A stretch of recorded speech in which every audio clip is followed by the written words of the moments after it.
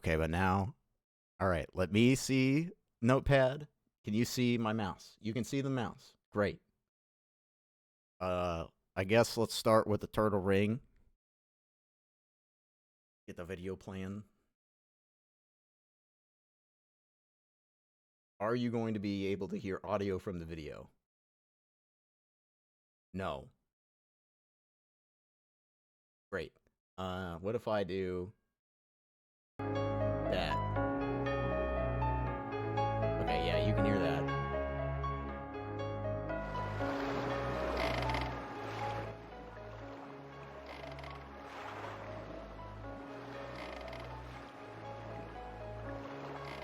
All right, so to give some like background here, right? At the beginning of the year before this, I did not like stream at all from mid-October to the end of December. The only thing I did in that period was stream the yearly Demon Souls playthrough, so I was kind of on hiatus because after doing, I think that's when I did hard. I think that's when I did hard mode and Legends, and I kind of fucked my hands up. So I just like needed a break. But then I came back in January, and I wanted to run something I hadn't run before and go for like a good time in it. And I mean, this was when I first learned Eternal Ring, and you know, the record was like a 1:04:11 or something. Lobos had it, so this is pretty dramatic improvement. And the main things that improved were just like gem route. So a lot of the stuff here, like killing this guy for a fire gem, at the time this was good. You know, this seems silly now considering what we know about the rings and better ways to go about it, but also killing this guy and grabbing the thing on your head. I don't know if I actually did that in this run, but it was a strat that I knew. Yeah, there you go. That was new at this time. There was just like a lot of little things, little improvements on top of just the improved gem route. Better movement, a lot better movement, and that kind of stuff. But this is pretty much like all I played the whole month because I had to get back in the swing of speedrunning. And, you know, it's like a long-ish game. It's an hour long. There's a good amount of out-of-bounds you have to learn. There's setups and stuff, so it took a while, but it was worth it. Eternal Ring January was a huge success. I think this game is good, but I'll have more thoughts about that because there's a lot of Eternal Ring this year, and there's going to be more, sadly. But, you know, Asura's Wrath, this is a cool game. Casually, I think this game holds up. I think a lot of people who don't like Asura's Wrath don't really get it. And what I mean by that is, like, in my opinion, Asura's Wrath is very much like, hold on, can I do this? Like, yeah, there we go. Now we're talking. I think it's not a very good action game, right? If you're looking for a solid character action game, this is not the game for you. But it is a really solid interactive anime. If you go into it just being like, I'm watching an anime and I'm hitting buttons sometimes, it's pretty good. The problem is sometimes like the action sequences where you're actually playing, they kind of demand a lot out of you, and the systems are not very good. So it could just be like a little annoying. It's fine though. I think it's a good game. I'll be honest with you, I kind of forget everything about this Silent Hill game. I think this got announced somewhere that it was available for free, and then I just downloaded it and streamed it. And it was kind of schlocky, but in a good way. I remember liking it. And thinking it like, okay, this is fine.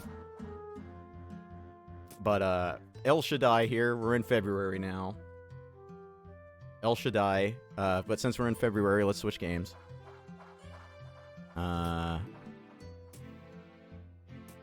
Do I have good ending in here? Oh, here we go.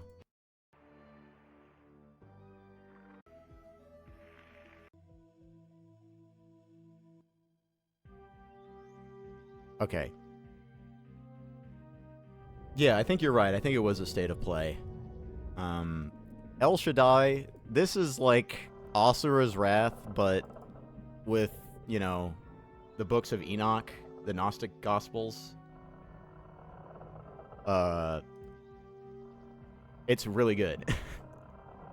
It's hard to put into words how it's good, but El Shaddai is like, it's 100% worth playing. I don't think it's kind of like Asura's Wrath, with the action is not that great.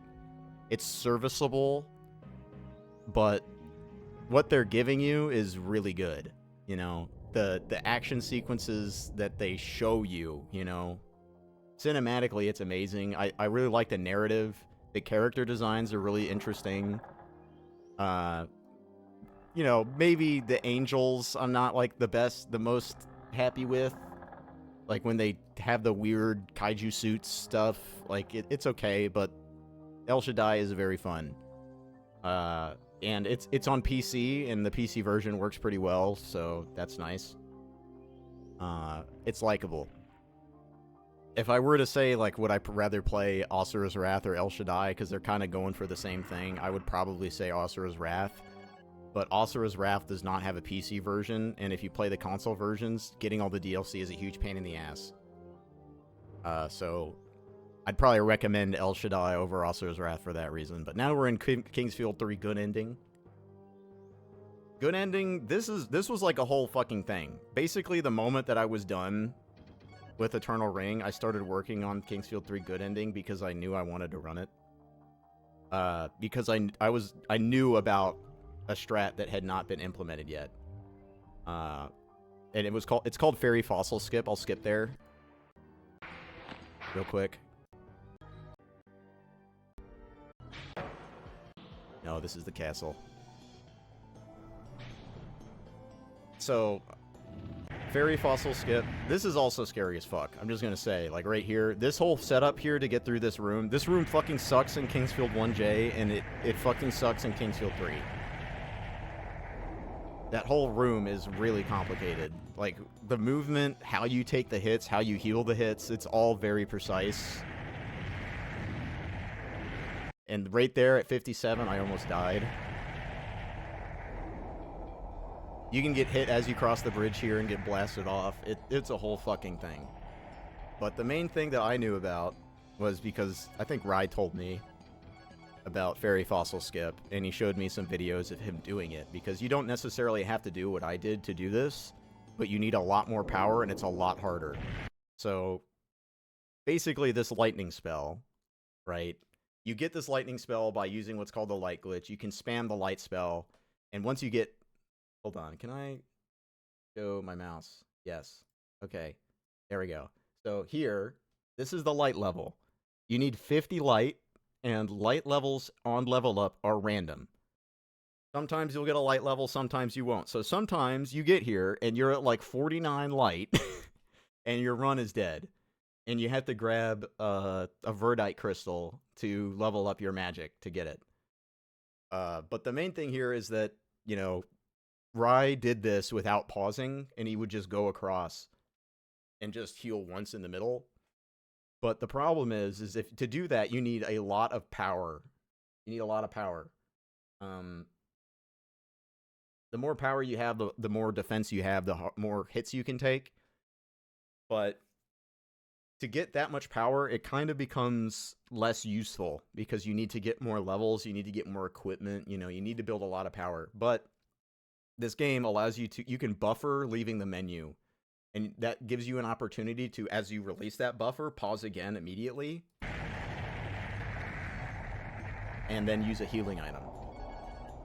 So as you get blasted across, you're healing and buffering the next pause, and you're checking your health every heal time, right?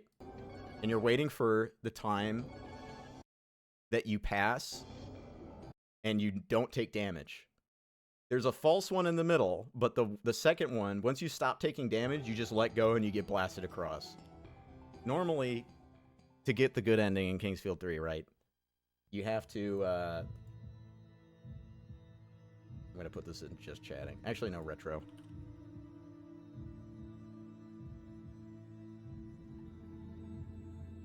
As you're, sorry, I just got ADD massively distracted by my title. As you're doing this, right, you get blasted across, you build up all this momentum, so you kind of shoot across, but the main thing is that it lets you do this trick at a lower power. So you can, you know, come here basically right away and get across this gap. There's something we did here. We went to a Garen, which is this area over here, that you have to trigger by talking to Lynn here, then going back and leaving, and then coming back in, and it opens this, right?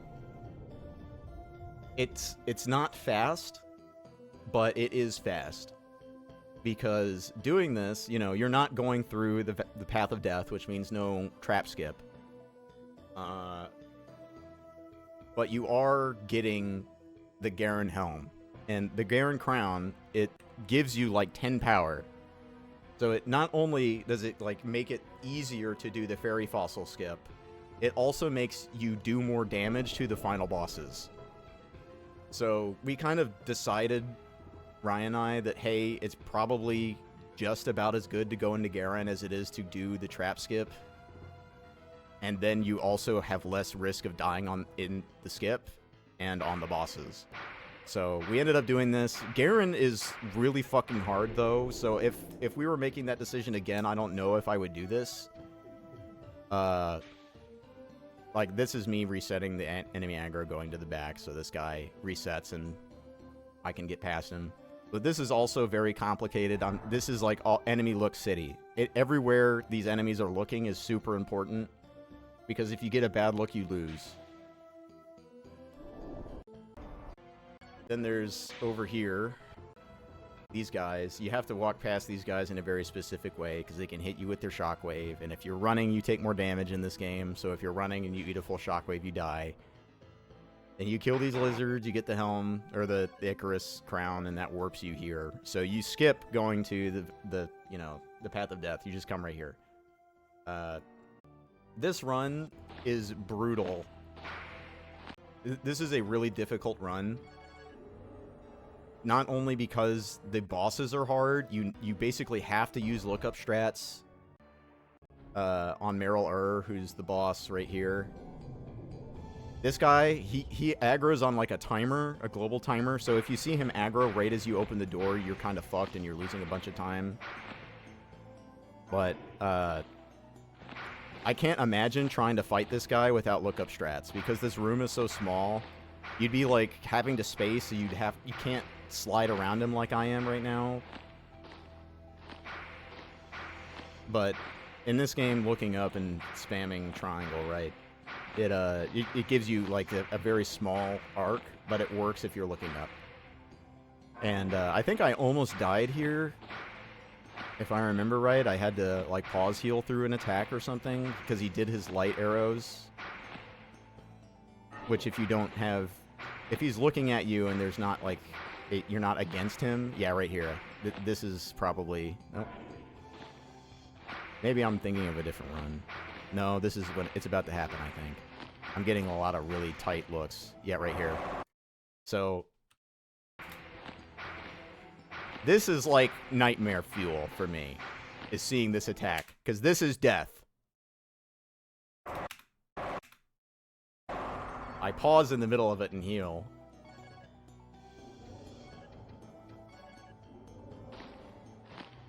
But that's like nightmare fuel. Seeing that attack when he's looking at you is the end. The only reason why I lived is because he was at an angle and I pause healed. So that scared me shitless, and that really got my nerves going. And then obviously this is like the fastest I've ever been at this point. It was a crazy good catacomb.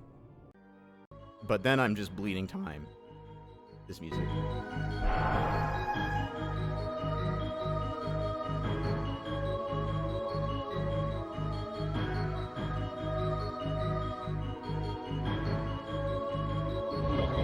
Oh yeah, I got tagged by this.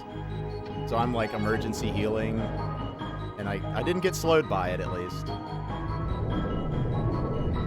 But I'm like shitting bricks at this point. because this area is not free. And then, you know, the bosses at the end, you can just die.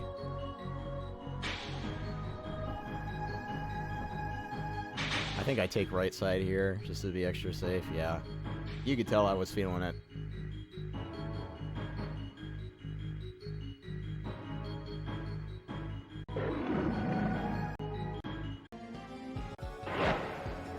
This whole sequence to the door is scary too, but I've done it enough at this point, I kind of know how to do it.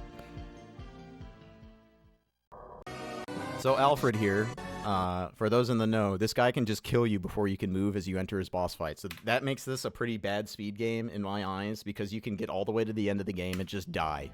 So if he was like looking at the player, he could just cast a lightning spell and you just die. But it didn't happen. But I took this boss fight slow.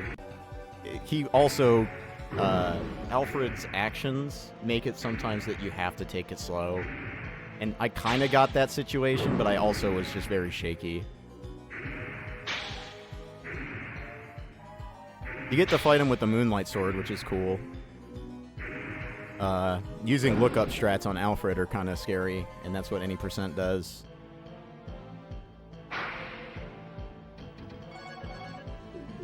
But the reason why I'm spending more time on this is this was kind of an insane, revolutionary reroute. Like, I think this route saves like 30 minutes over the other route, because getting the fairy fossil has like 2.5 dungeons that you have to go through. You have to go to the elf land and all this other stuff that you don't normally have to do.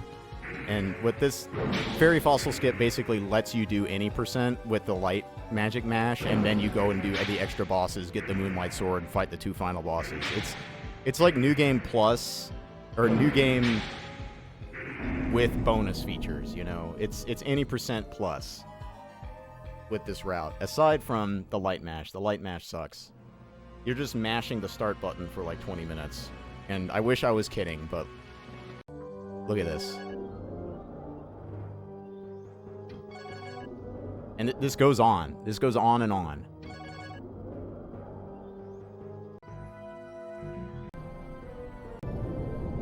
Still mashing. Still mashing. Still mashing. Still mashing. Still mashing. Still mashing. Okay, at this point I'm done mashing. It's just absolutely brutal. Sucks. But then the Seath fight. I lost a good amount of time on Seath, but it's because Seath gave me bad looks. And I didn't want to sprint when I needed to. Because sprinting is scary in this fight. Like here. Because he can kind of like back away at an angle and speed that you can't hit him on. But you can't chase a lot. Because if you chase too much, he'll just slam your ass on a quick turn. So yeah, I lost like... It's alright.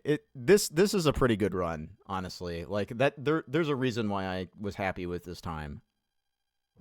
I mean... It's pretty good.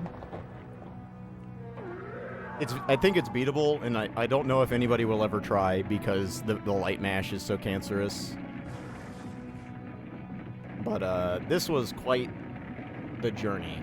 This whole thing, this was like the whole package. This was routing, this was timing, you know, this was making strats RTA viable, this was, you know, building the skill to be able to do a pretty difficult trick in the middle of a run under high intensity, you know.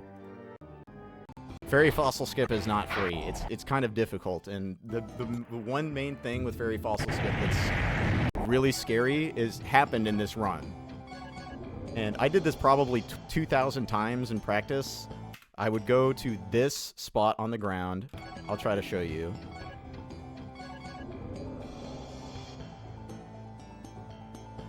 This like crescent, I'd go to that spot on the ground, and I would angle this right of center, and then you do lightning, and then there's like a very specific timing on the turn. You see the ball start going up? That's when I start turning. Boom. And this is the nightmare scenario. Pausing the screen here without having a red damage indicator means that I paused early, and if I advance 3 frames, I die. Because this initial impact there's a ton of damage on it. So what I had to do is like advance by 1 or 2 frames, and I got like 2, and you see my health.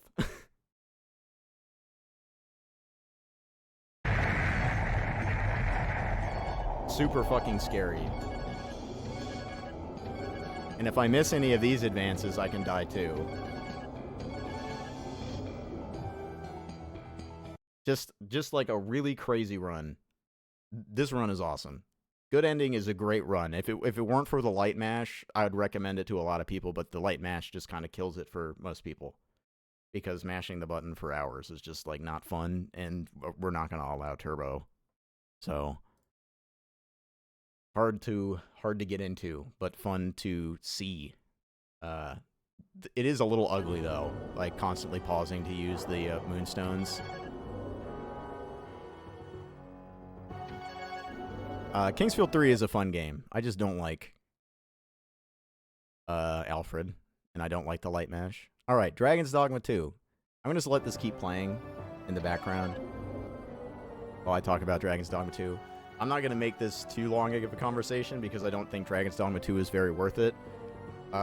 If you're thinking about playing Dragon's Dogma 2, play Dragon's Dogma 1. Because it's like 1/20th the price, and it's better. When I heard Itsuno say that finally we're going to be able to realize our vision for Dragon's Dogma and Dragon's Dogma 2, I was so excited. And when I actually played it and there's no dungeons in the entire game, I was so fucking pissed. They split the most fun classes up and made them boring. Like, there's some cool things. There's cool things happen, and it can be fun to play, and some of the classes are cool. But this is like the biggest disappointment of the year in my eyes, and I pray that they fucking fix the problems in this game when they release the DLC. Otherwise, there's just no way I'm even going to give it the time of day. Like, the fact that there's no Everfall, the fact that there's no dungeons, the fact that, you know, like, there's really shitty points of no return still, and the fact that the combat doesn't feel as fun as Dragon's Dogma 1 is just like it's a thumb in the eye. It really is. This is like Capcom's biggest fuck up in a long time, in my opinion. And it sucks because Dragon's Dogma 1 is one of my favorite games ever. It just stings. Alright. Time for April.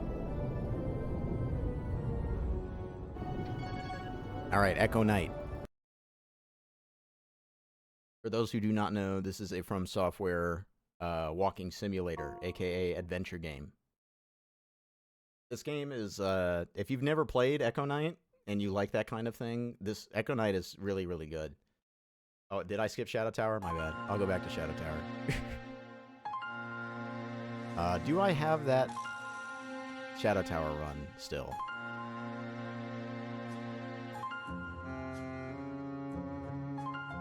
Let's see.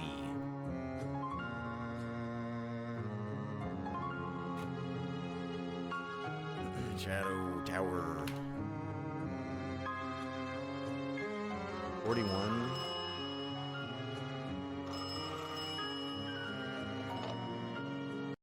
Okay, yeah, I do have it.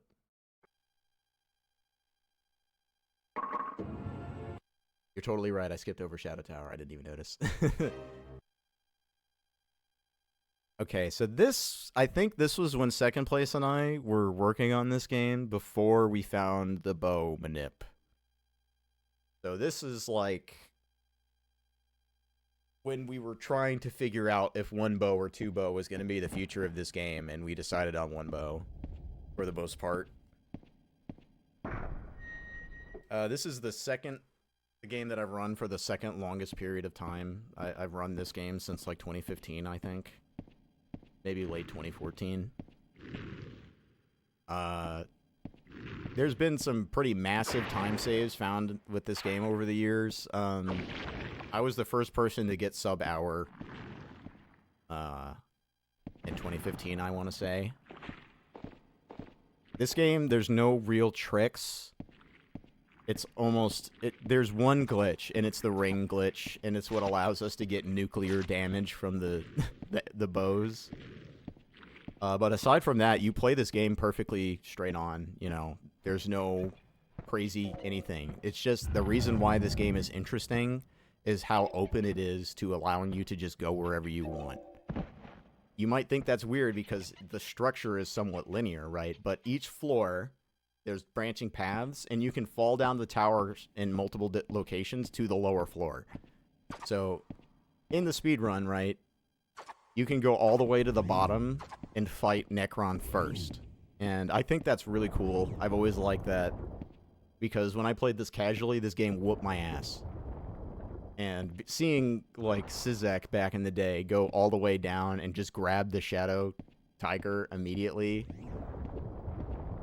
And then fight Necron, I was sold. It's such a cool route if you've played this game casually. But, you know, after I ran this, Modal ran it, got the record multiple times. Then a Japanese runner pioneered a method of getting 2 bows. And it was the record. And then I came back and I ran this. And before this time with second place and I going at the game, I think the record was like a 48. Like, I had a 48 with 2 bow, I want to say. So we brought the time down by 7 minutes by just optimizing 1 bow. And the big find, I can skip there. The big find was figuring out a weapon, because in my mind, still, you got to remember, this is 2 bow. This is the era of 2 bow, but we wanted to see if we could do 1 bow, because the second bow is like a 1/3 chance drop, and that sucks to grind. So we needed to find a way to do 1 bow, which 1 bow, we used the Shadow Tiger before. So we needed to find a weapon that could stand in for the Shadow Tiger. Because and we also wanted to, you know, do Necron without having to kill the monkeys to make him visible. So those were like the 2 big things. And having the bow early and, like, just going down and not getting the Shadow Tiger lets you, like, it's not that hard to fight Necron with the bow when he's invisible. Back in the day, when we were messing with it, we were actually just trying to fight him with the sword because we wanted to save the bow. But then we started using the repair in the lava place, because before we didn't use the lava repair. We just, you know, used the sword on Necron and then used the bow on Magi Vegas and, you know, Disguise. So we didn't do a repair trip. Now we do the repair trip. It's faster to do the repair trip and just use the bow on Necron. But the weapon that we got that ended up being like almost as good as the Shadow Tiger. It's like right there with it is the Crushing Broadsword that you just pick up off the ground in Fire World. Yeah, right here. Oh no, farther back. And, you know, it might not seem like much. Oh, yeah, this run I already actually had gotten it from, because we didn't have the bow manip yet. I went into the other room and got the Crushing Broadsword from one of the bugs. So it actually can't be on the ground there, and I didn't realize that until this run. But yeah, I still was getting the fire world stone, and I was still getting, you know, the fire priest ring and all that. But this was like the first big step forward for where we really found our footing with 1 bow. And this in my opinion is why like 1 bow is pretty much just better than 2 bow. 2 bow, it could be better, like if you're going for super optimization, it's going to be better, I think still. But 1 bow with the Crushing Broadsword is just like, it's just a better run. You get to complete more runs, you get to get more runs going, which means you're just going to bring the time down more. resetting over getting the second bow is just going to wall you so much harder to improving your time. Like, it's fine to wing it and have it, like, in the back pocket if it shows itself, but it's just better to do one bow. This run was pretty good, if I remember correctly. Like, the bow was a huge time loss. I lost 40 seconds. I was ballsy as fuck for doing this. This is how I used to handle this room every time. I do not do this anymore. Turning as you enter the room and fireballing is such a fucking flex. There's no reason to do it.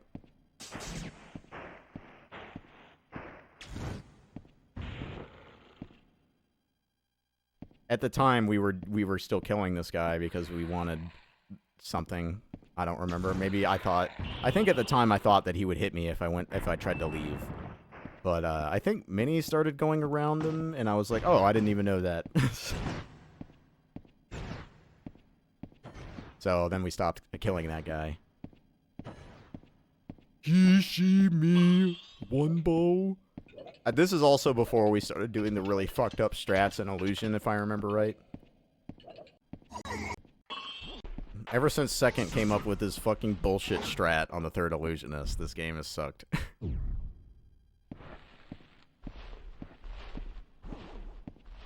Yeah, I just, like, fought him circling. Yeah, this is the old style.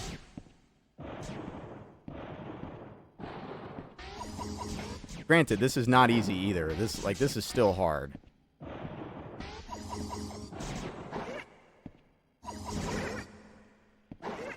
That was actually pretty good.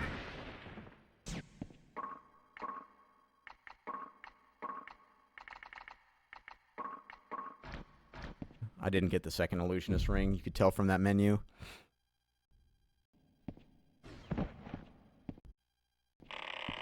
Oh yeah, this is before I started doing the more involved strats on Hollow Mage. Like, this is a perfectly valid way of fighting him, but you're leaving a lot to chance here, fighting him like this. You could get stun locked to death.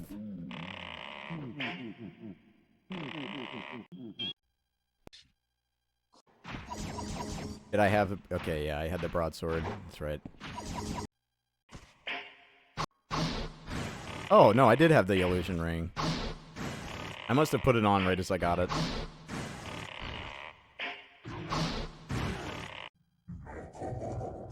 This is, Balron. I always thought this guy was Edward, because you know how, like, Allant, wannabe Allant looks like this, right? Kind of a similar idea. I thought this was Edward, but apparently it's a guy called Balron.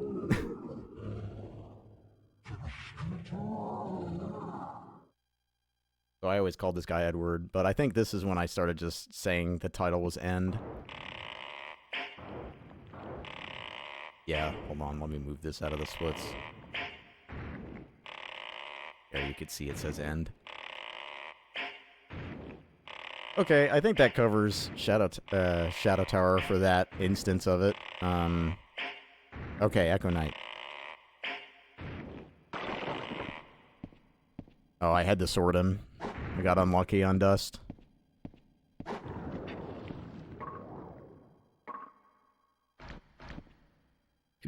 Echo Knight. This game is good. I felt kind of obligated to run this game because let me be clear. I have no problem if you're going to run a game on emulator. There's no problem, right? But the person who had the record that ran it on emulator said that they sped the disk speed up and the CPU speed up to match what Mini had on PS2 FDS. They didn't post what their settings were. I asked them and they never responded. And they were also arguing in favor of applying IGT for this game when, if you have the item menu up, the time does not continue. So,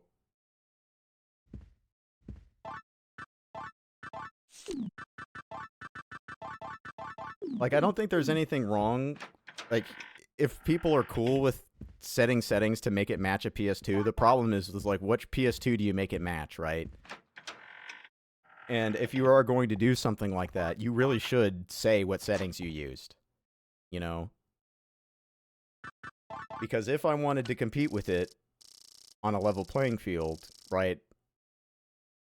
If it is close to PS2, then that's not a problem, right? I just can't confirm it on my own with the settings that they used. So I was like, all right, I want to run this now. And I played on Vita TV, which I don't usually like doing, but because it was already screwed up so much, it's like, whatever, I'm just going to play on Vita TV.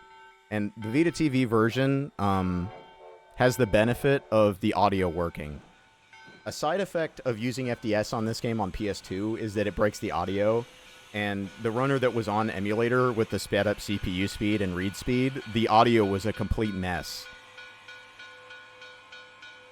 It was just a complete mess. So it sucked to watch the run. Like, it was the record, and it was just hard to watch because of the audio problems. So Vita TV, no audio problems, right? That's great. You get to hear the voices when they play, and the music isn't broken. So I made an exception on my Vita TV, try to avoid Vita TV rule for this game specifically because I wanted to hear the audio and have it not be buggy. Now, there's not a whole lot to say about this run. It's very straightforward. It's just do the things. There's no glitches. It's all movement. Movement positioning. There's really only one mistake in this run, and it's here. You're not supposed to walk down this hallway because there's a chance of her getting you. You're supposed to go to the room behind you. I did not know that until Minnie told me in this run, which you might see at the bottom right. Let's see. Maybe I skipped past it. So I remember him telling me as I did that, like, hey, don't do that. But that's like the one mistake. Let me count the time. 1 Mississippi, 2 Mississippi, 4, 5, 6, 7, 8, 9, 10. It's a 10-second mistake. So that alone makes this run very beatable because there's just not a whole lot going on in it. But it's a long run, and I have a lot of trouble remembering things. So this was a very difficult time for me to get. Because I just suck at remembering things, and that's the entire game.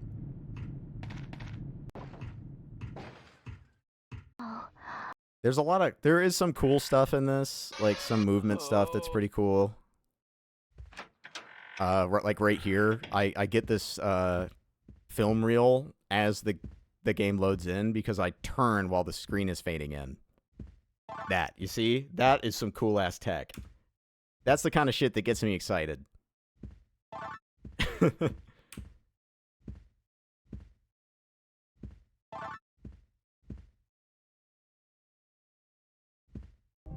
And that's pretty much all this game has going for it. It's cool. It's fun. You know, it's got a lot of good stuff going on. The art design is great. It's got great themes. The story is good.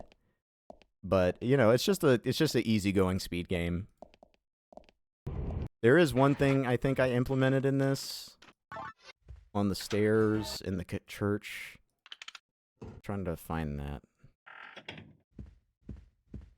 Yeah, here. So you go down this ladder, right? And there's a long spiral staircase. So I think Minnie was watching somebody play this and they fell and lived. And then he was like, hey, do you think you could do that on the run? And we implemented that, basically. I counted the candles and then I fell down the middle. You get put at red health. So it uses all your health, but you save running down the staircase.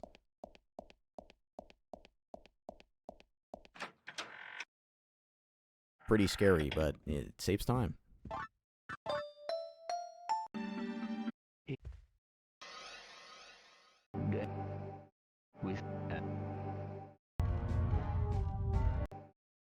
It's a fun game. Very low intensity speed run, you know. Not very stressful. The main thing is just remembering where the fuck to go. I don't think I'd run this again, but I think probably sometime in this next year I'll run Echo Knight 2. Echo Knight 2 is a much longer game. It's like 2 times as long of a run, which you cannot see the time. But pretty long run. I think this was the first 111.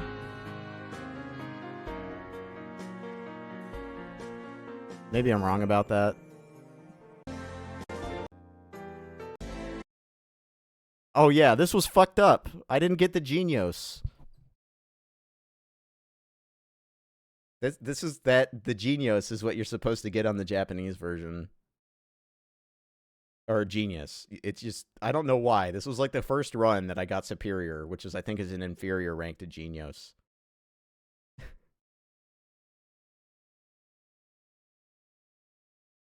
Oh yeah, I got scanned out of the first 103 IGT.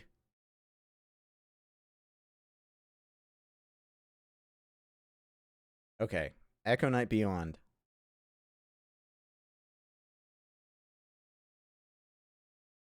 This one's a little more exciting.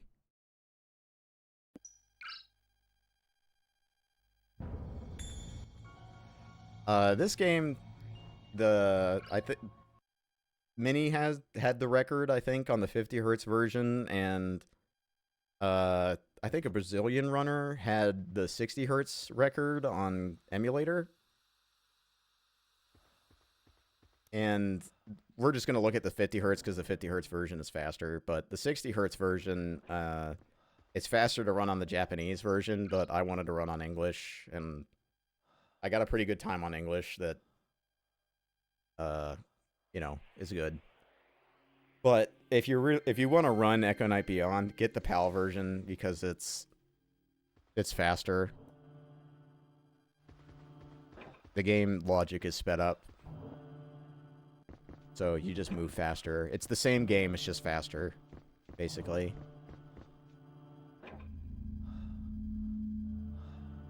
And there's some cool stuff in this run.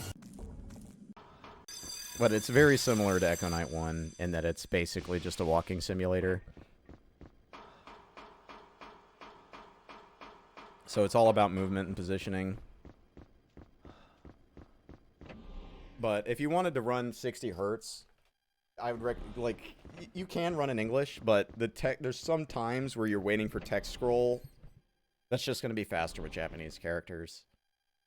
I didn't have Nebula Echo Knight at the time, which is the Japanese name.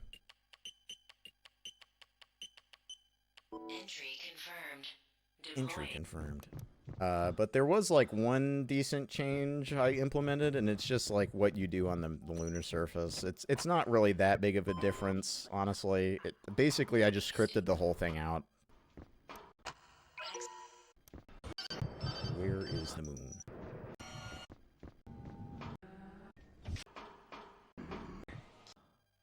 Here we go. So basically how this works is you move faster when you're jumping. And as you land, if you're holding specific directions, you'll jump in a repeatable way.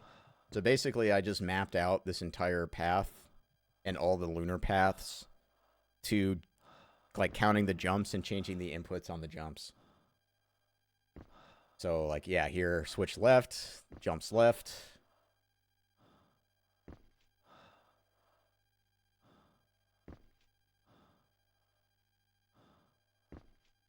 And that's basically the only real change.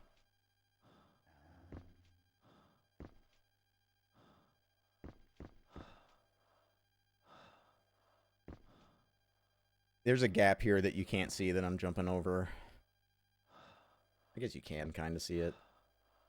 And then, you know, turning to the door. So you just get in. You never lose your jumping speed. It's a little less accurate turn-wise. Like, you're taking some turns wider, but it's worth it to not have to spend time changing your angle. And there's a couple sequences like that. This was a pretty clean run. Yeah, lag reduction strats looking down. This game has a really nice camera snap up.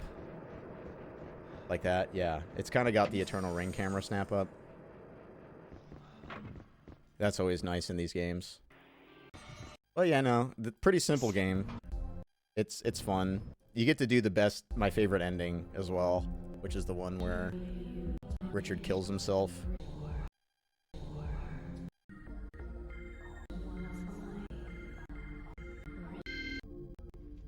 It's the best ending. It's the one that makes the most sense.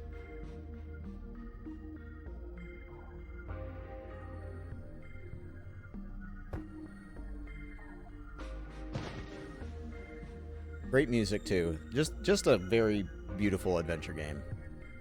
Okay, what's next? We gotta pick up the pace a little here. Alright, Kingsfield 4. Okay, we're gonna slow the pace down a little bit because this is the biggest run of the year.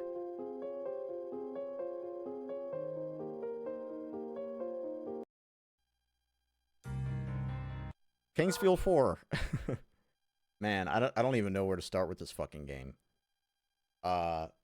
If you look at the time on this notepad, basically, I was done with the Echo Knight games in like the first 2 weeks. And the rest of April, May, and the beginning of June, actually, was Kingsfield 4. We had to route the game for the North Cliff. Okay, so first of all, let's just get the premise out of the way. The North Cliff out of bounds. Elmric found this trick, basically, that you could get out of bounds and fall down to the lower floors of the castle, or of the ancient city.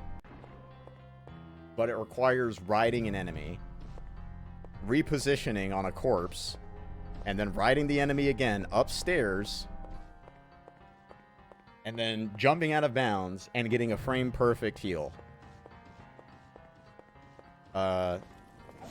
This is all just set up to position the snake, the Witta, in a place that you can get on top of him. I practice this so fucking much. And the thing that sucks about this is it's RNG, and of course the run that I finished and get a 31 with got shit RNG. But we had to develop an entire route based around this trick, because you skip an entire floor of the game. And it's a massive skip.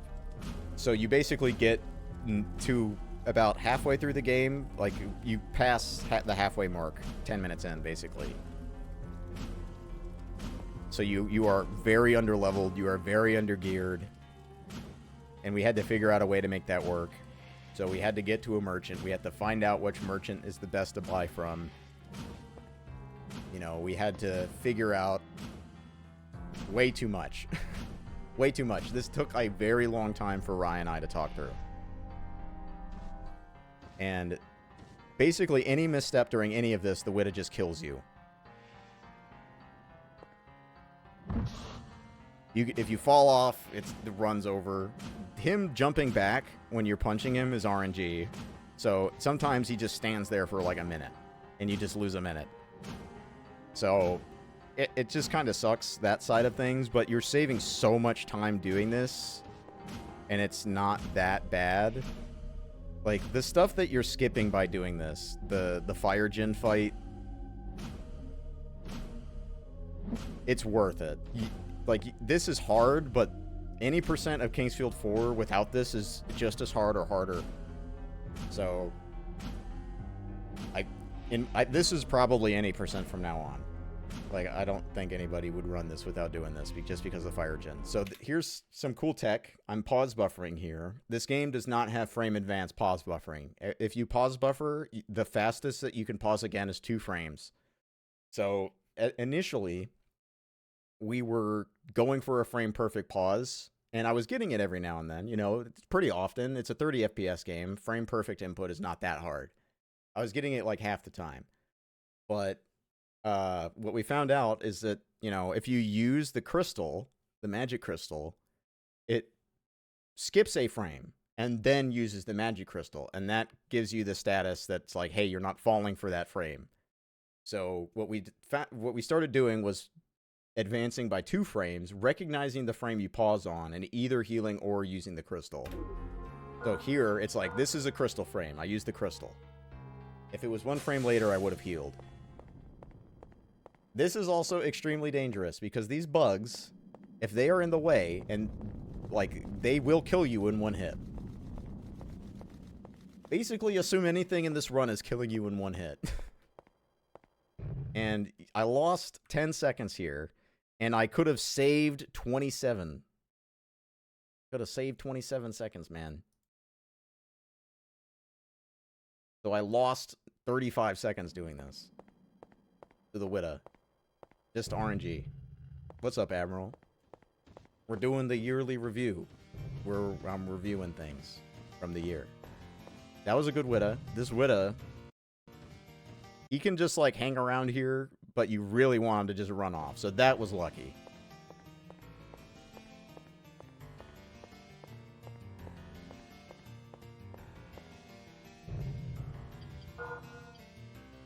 So one of the revisions this route went through was I was sick and fucking tired of dying as I turned the corner with the fire trap.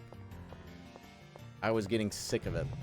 So what I started doing was going into this room to kill, what's his face? I forget the name. But he's a face on the wall that if you kill him, all of these arrow traps turn off. So you can walk back across this through engineering.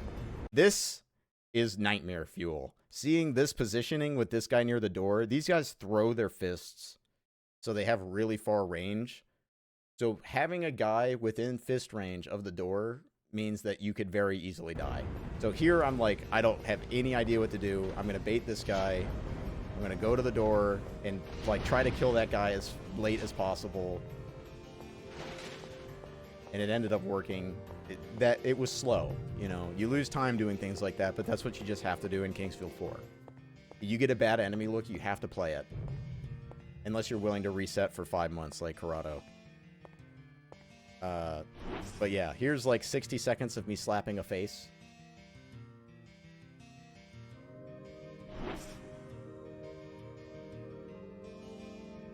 I think it's about, you don't actually really lose time doing this. I mean, you would lose time over just running through the fire trap, but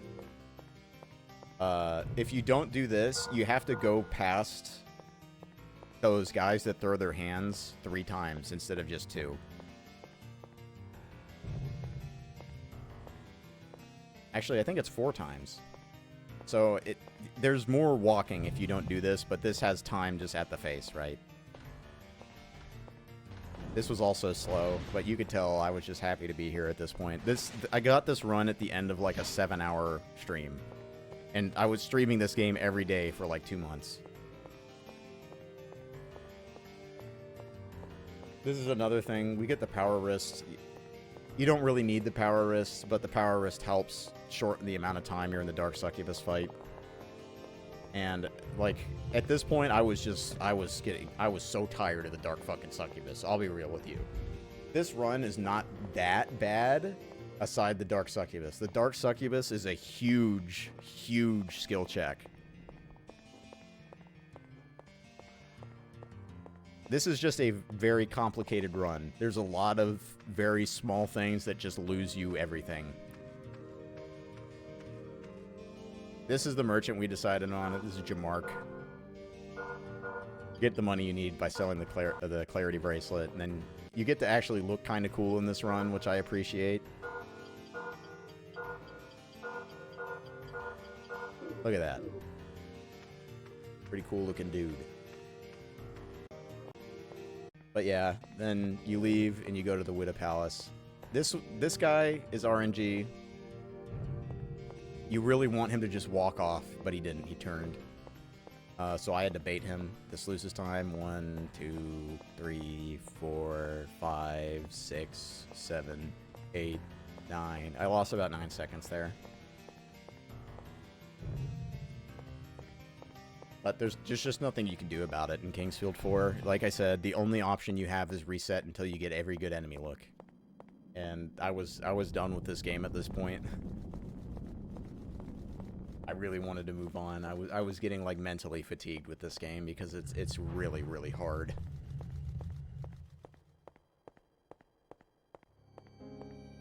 And like I said, it was like a full stack deal. Routing, strat finding, RTA application, grinding. It was the whole fucking package. This is bad. So this is another situation where it's all about enemy looks. Coming out here, you don't want either Witta to see you. You do not want the Wittas to see you. Them seeing me right as I enter, both of them. This is really bad.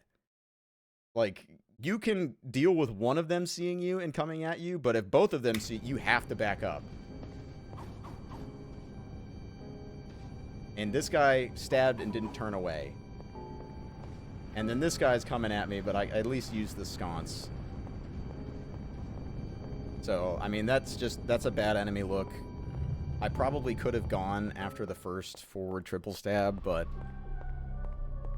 that was scary as hell. I was just happy I didn't lose it. This is also a huge RNG check. Both of these, this entire area is all RNG. Like, where are the Wittas? Are the Wittas seeing you? What angle are they facing, and are they near the door?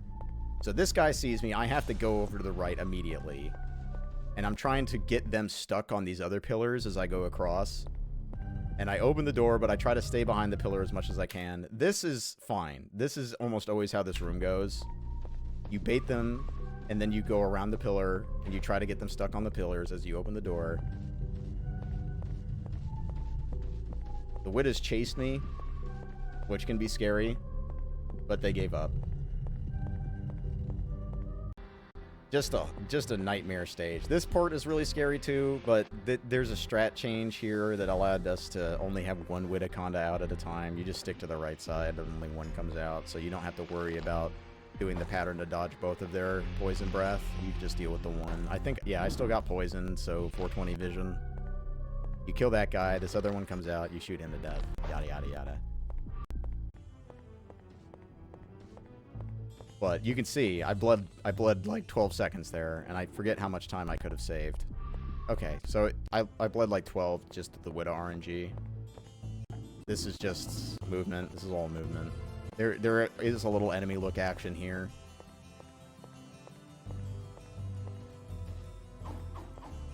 That was a good bait.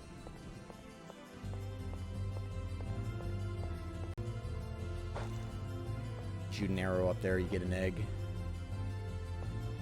That was a scary enemy look, but he was passive turn.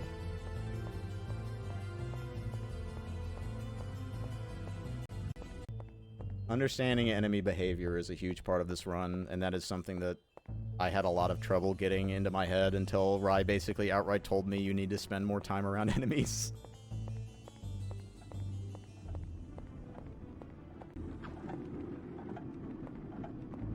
Trying to dodge arrows here.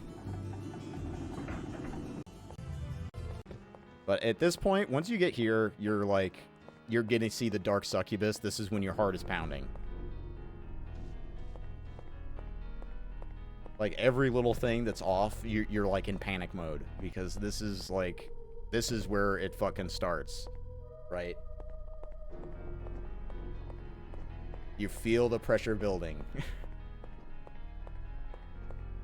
As you're just walking around. At this point, I'm probably saying something like, this run sucks, but all my runs suck, so who cares? Meanwhile, I'm like, obviously on record pace saying this run sucks.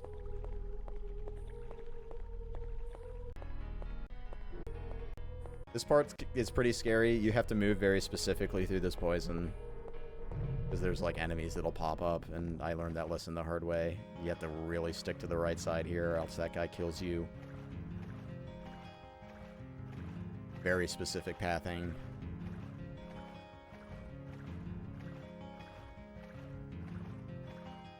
And you get to listen to the good music.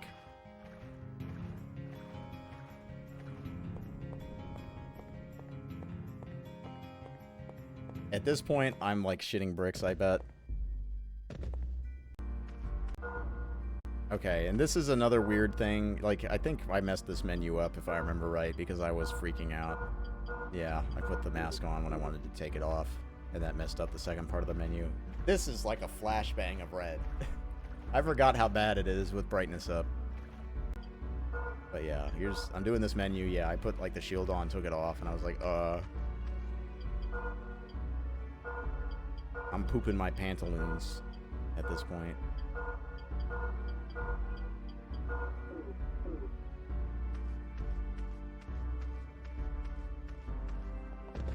The mask makes the game dark, and that's why I play with the brightness maxed. The mask gives you a good amount of defense. It helps you out in the dark succubus fight, not die in one hit. And you get to pick it up for free, basically, so that's why I go for it. But yeah, let's just get to the fucking cut to the chase, the dark succubus. You get to fight this lady, you can't see shit. There's a bunch of archers, you can see one there. They all shoot at you, and if you go near any of the walls, all of the archers desync, and then it's just a death barrage. You need them to stay in volley. If they stay in volley, then you can dodge the attacks. And the whole pathing here is just to keep making it so that you're passing forward when they shoot their arrows. This is a nightmare. You want her to jump up and fly over you when you hit her. But she does this, the range of that scythe is way bigger than it looks. I just barely dodged it. I've had so many times where I dodge it visually and die. So this is like insanely close to losing the run right at the beginning of Dark Succubus, which happened to me so many times. But I was just outside the range. And you have to hit her again immediately to get her to jump. Otherwise you lose everything. I'm trying to get the archers back in sync. You can hear them. They're not. I'm very carefully sprinting just to dodge the arrows.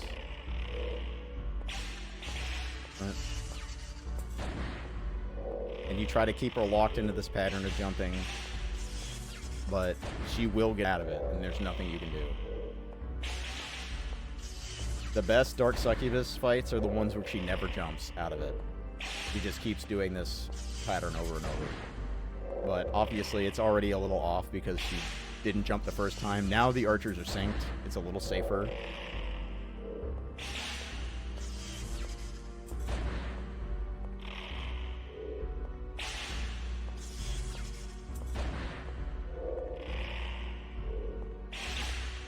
Just an absolutely terrifying fight.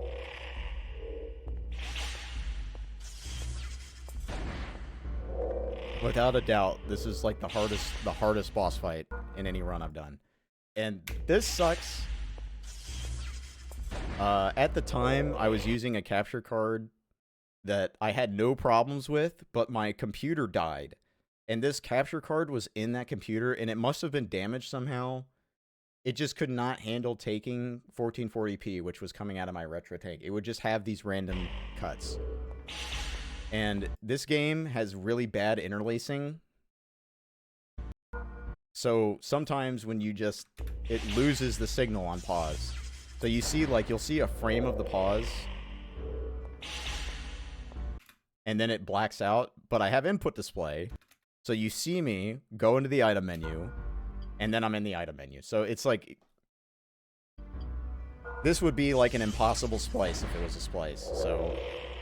The run is verified and everything, despite there being a break in visual, because my fucking capture card, but what can you do, right? At least it wasn't, like, in the middle of, like, a load screen or something, because then it would be like, oh, you're fucking cheating.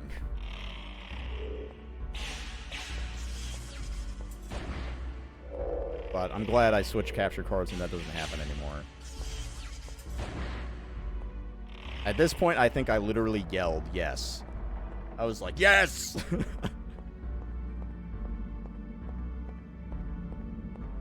Or something like, thank fucking God. I don't know. That's not the end of the run, though. The last major skill check is the end. Killing the Dark One. The pathing up here is really scary, because these guys kill you in one hit. This area looks awesome, by the way, but these guys are super scary. This path is very specific. There's also, like, dragons flying around the room that you can't see with the way I'm turning the camera. There's one. There's dragons that can just shoot you and you die. So there's basically how this fight is supposed to work is you run up and hit him once.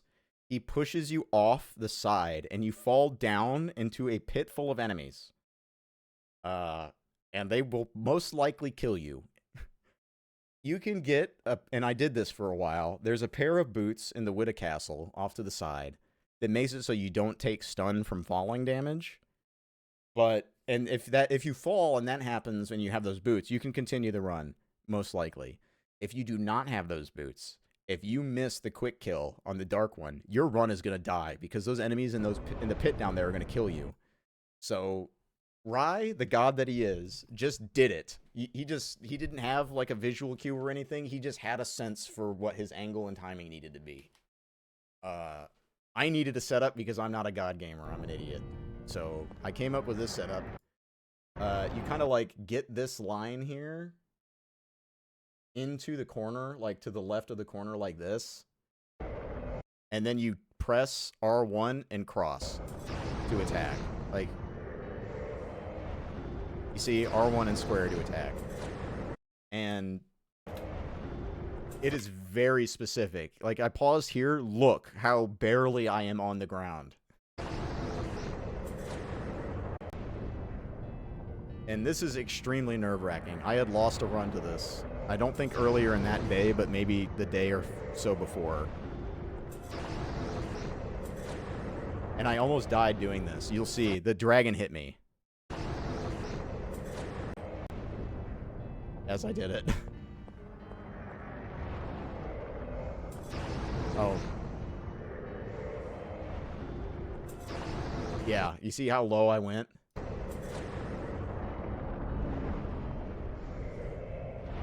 Yeah, that was the I'm free moment because this game had fucking trapped me for like 3 weeks of just straight grinding. Like everyday grinding. And like I said, this was at the end of like a 7-hour stream. But holy moly, this game was a fucking adventure. It's without a doubt, this is like the run of the year.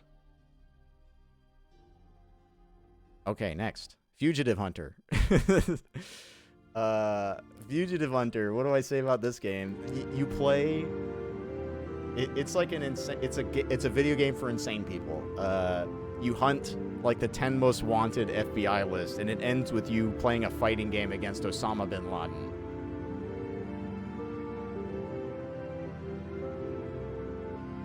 It's for the PlayStation 2. It's not even that bad of a shooter. It's a pretty good shooter. It just randomly cuts into a fist fight when you fight the 10 most wanted guys, and it ends with Osama bin Laden. Pretty nuts video game. Alright, more Eternal Ring. I don't know how much I want to talk about Eternal Ring.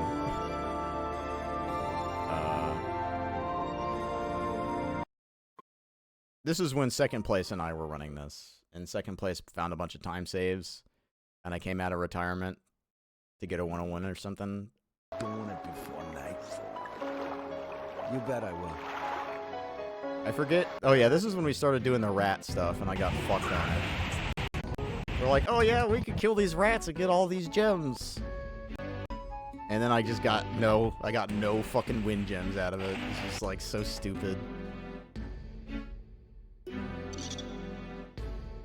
It was a good strat though. Like, this was not a bad strat. This worked. It's just that I got unlucky. So I ended up doing this, and I ended up losing time to it. So it's like, hey, new time save, and then I lost time to it. Aside from that, though, the run was good. I think I killed like 3 of these guys.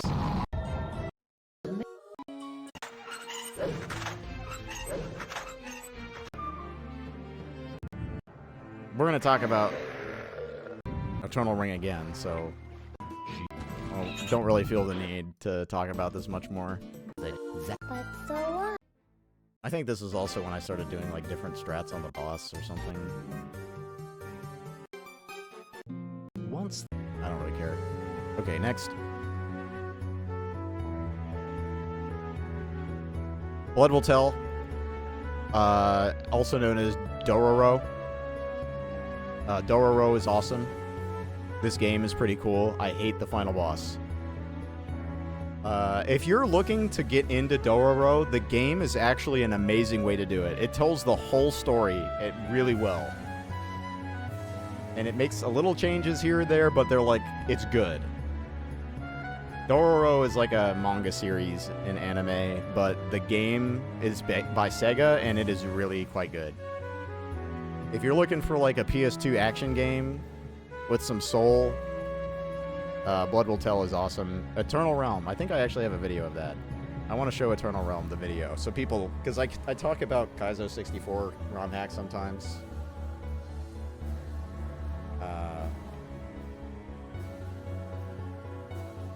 And I just want people to see what they look like.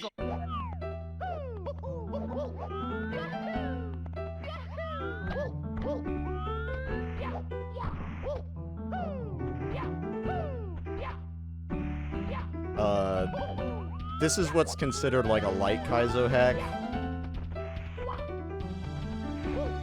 Which means it's not like super insanely hard, but you have to think about every jump. And I like that a lot.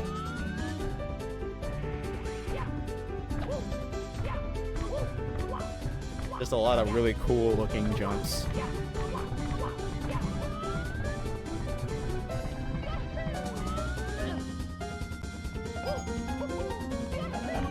I'll show off the best ones. This is a pretty cool star. I missed the ground pound! Okay, let me click through these. This one's pretty crazy. If you know how, like, wall kicks and head bumping ceilings and, like, how I saved this right here, like that stutter walk, that's hard.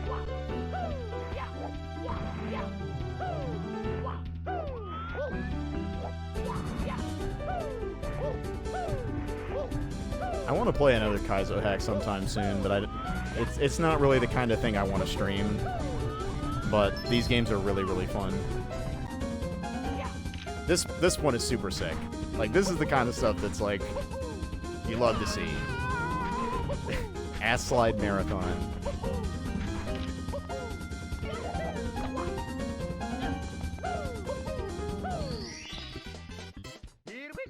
Just very cool stars throughout the entire hack.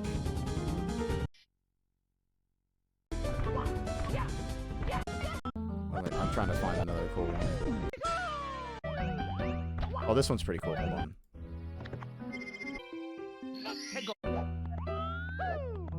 Obviously, this isn't exactly a speed run, and this is something I did off stream, but this was like also like a really high point of the year. I was playing this. This game is so good. This is called Eternal Realm. I'll link it.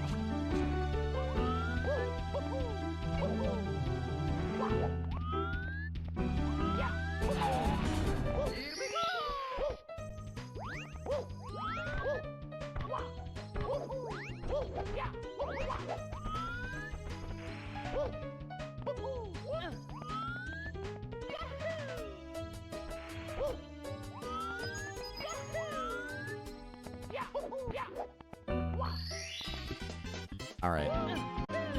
This stage is kind of cool, mainly for just this jump. Oh, not this jump. Not the... Where is it? This jump. Not that jump. Where's the jump, bro?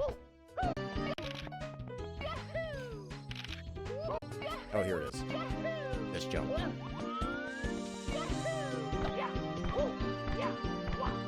I just like this idea of getting the vanish cap and then leaving the wall kicks with it. It's very cool. This is a great stage.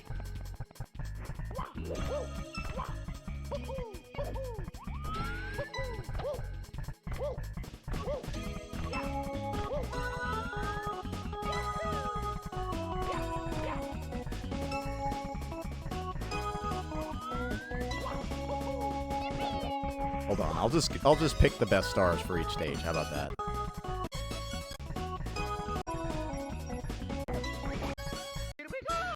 This one's pretty cool. We'll watch 2 stars in this one, I guess.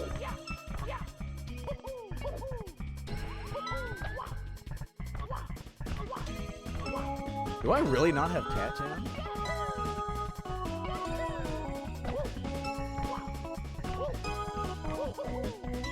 Oh no, I do. Just didn't show up on OBS for some reason.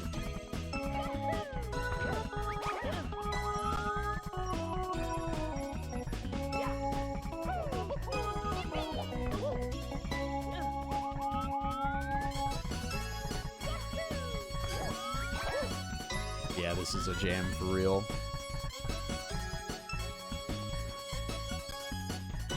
Oh yeah, I forgot to mention I did this save stateless, so I didn't use any save states for any of the stars.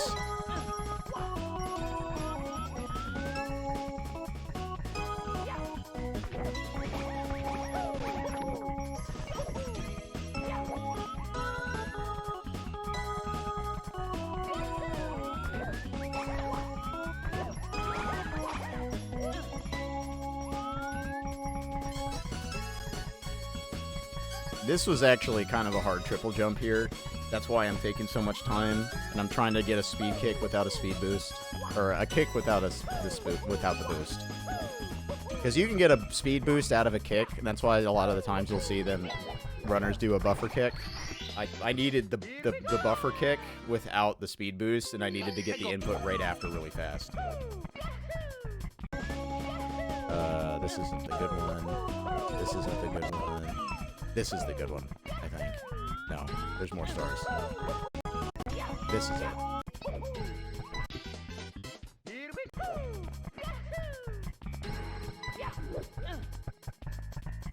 Just an amazing hack. I absolutely adored this hack. It's not a long hack either, it's only 47 stars, so it's not like a huge commitment.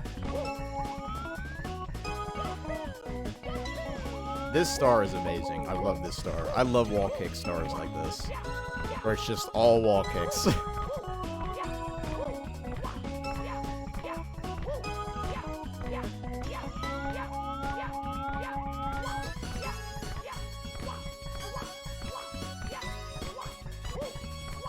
For those who don't know, you have 5 frames every time you touch a wall to wall kick. So it's not that difficult, but it is fun.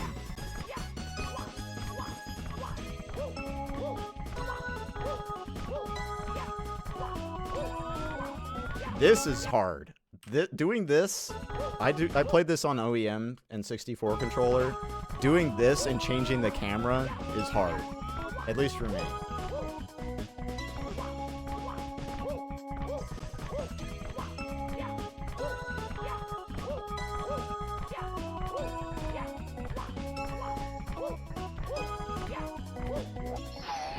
Just a fucking 10 out of 10 star for me.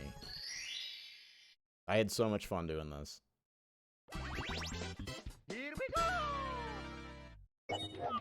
Okay, this stage is kind of whatever. This is actually stage 1.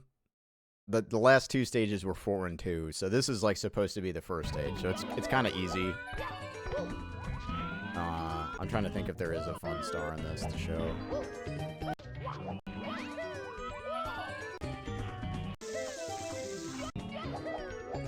Not really, honestly. This stage is fine. It's just I played it out of order. Okay, I guess we could show Metal Cap.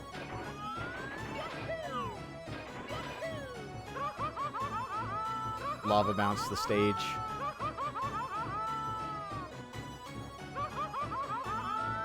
There's a lot of very specific things you have to do with the stick and stuff like this. Like, a lot of weird, like, really fast adjustment stuff.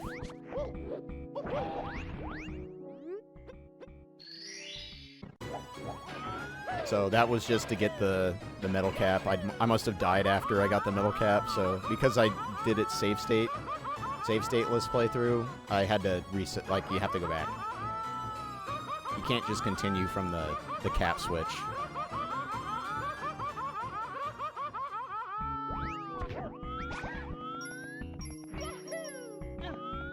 This, I always like this idea. The wall kick into cap kit. I just like wall kicks, dude.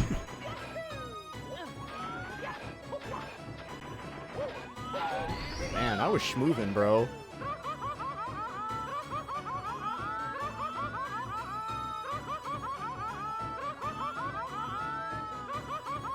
I think I fucked up here. Trying to remember. Yeah, I went too high. So I eat some burn damage. Not exactly a difficult star. This one's kind of cool. I just skipped back to where the cap switch was, so you're not watching it all again. Nice ground pound, buddy.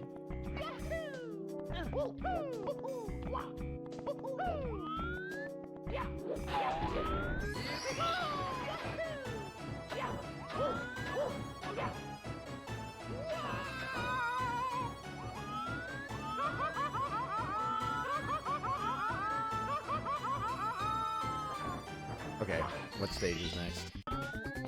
Oh, this stage owns. I love this stage.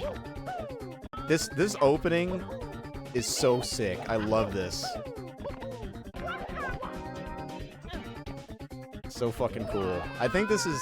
I did the hardest star in the stage first. Yeah, I did. This star is really cool.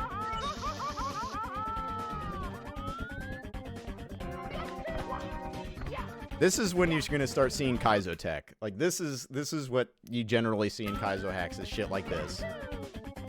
Like, slide off, ledge grab, buffer kick across a slope, jump dive, you know, that kind of shit. Here's a quicksand ledge grab. So, if you don't know Mario mechanics, a quicksand ledge grab basically is you do this slow pull-up on quicksand, and you have like a few frames where you can jump without dying.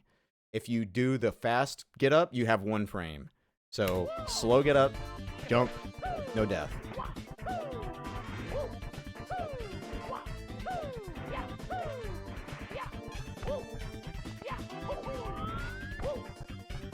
Just like a super sick star. This is the kind of star that I really like.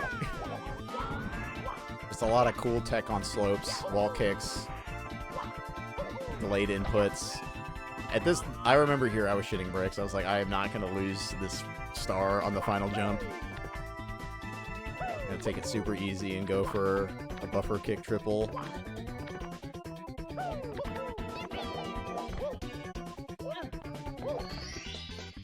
There's so many cool stars in this stage. I mean, is this one of them? This one's kind of alright. Is this the one I'm thinking of? Oh, yeah. The fun starts here. With the checkpoint. So these are like conveyor belts. And you ledge grab, move on them, and it's quicksand. So you have to QSLG off of this conveyor belt and wall kick into another conveyor belt QSLG, into another conveyor belt QSLG, into another conveyor belt QSLG, and you have to line up with this platform, which I almost didn't do. And then there's more. You have to line up with these slopes as you pull yourself back off the... This is sick. Man, this is just awesome to watch again. Eternal Realm is fucking sick. Okay, that star is whatever. This star is pretty cool. So because it's a ROM hack, right? You can do stuff like increase the speed. Like, you're moving so fast here, I don't even bother moving my stick. I use the C buttons. Because it's axis aligned, and then out of it into wall kicks. Just fucking perfection. So another mechanic with Mario, if you have more speed, you jump higher. So this, you have to grab onto this with a double jump, but you have to build some forward and backward speed to grab it.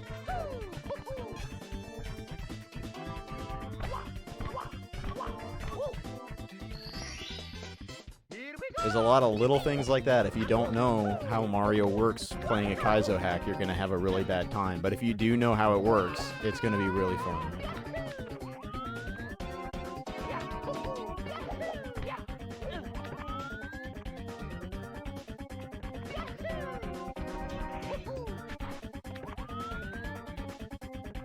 Okay. This star is alright, but I want to see the next star.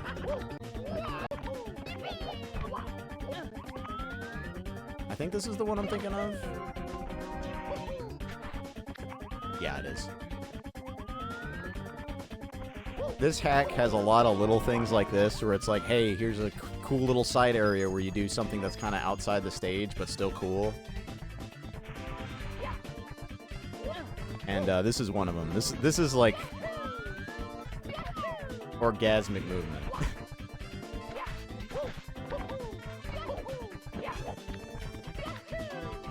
If you like Mario, this is the kind of shit you like.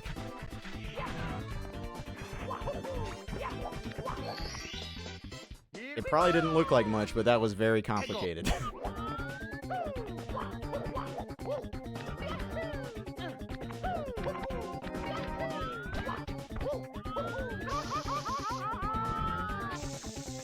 The climb in this level is so good.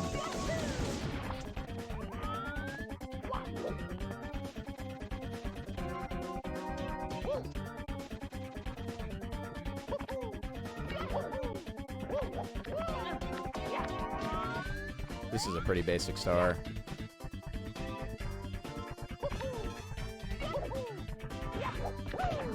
I almost killed myself with that kick. Okay, this stage is not my favorite. This is probably my least favorite stage of the game. And sadly, it's the biggest stage, and it's the only one with a red coin star. So you have to explore it.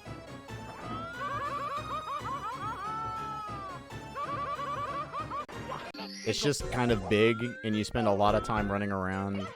It's kind of whatever. It's not bad or anything. You know, there's some cool moments.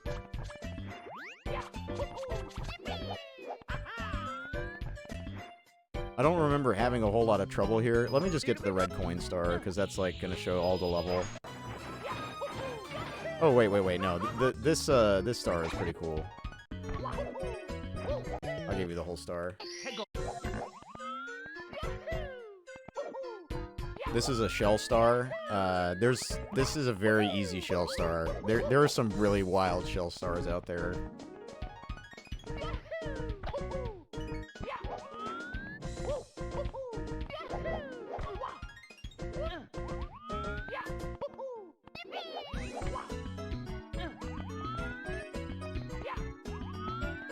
This is just the approach. I think I'll skip the red coin star and just show this, because this star is kind of cooler. The red coin star, there's a lot of, like, really awkward movement.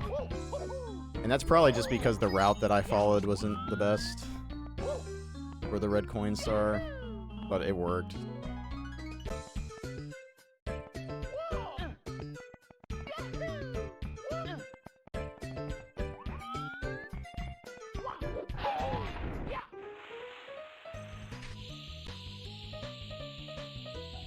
There's a lot of weird properties with the shell.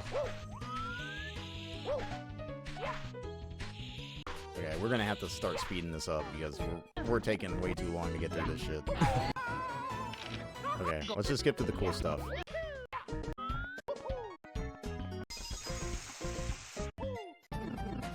Okay. Now we're at the cool stuff, which is Wing Cap. This is like my favorite stage in the whole game. This is a very divisive stage because it's harder than the rest, and there's a lot of weird stuff you gotta do. But I love it.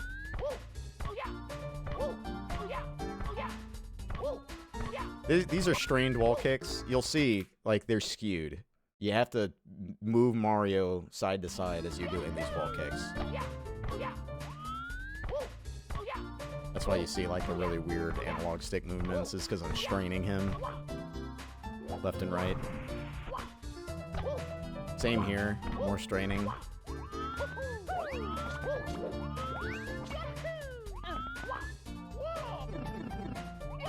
This is all to just get the cap switch to the rest of the stars.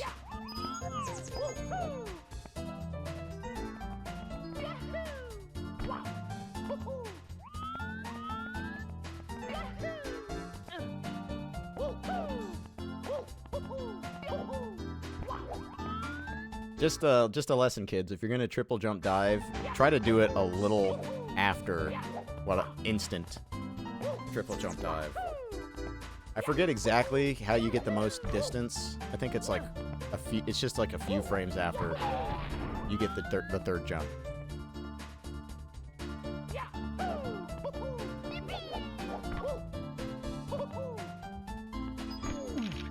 All right, cap switch. And I think the next star is my favorite star and the whole hack. This one here.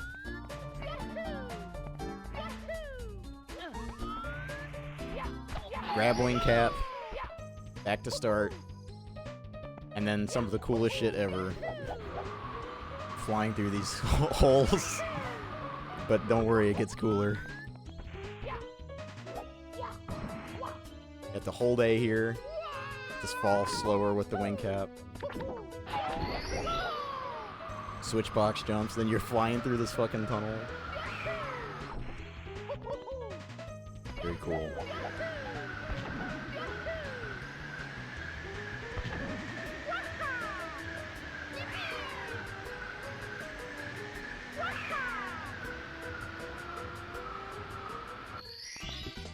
Very cool star.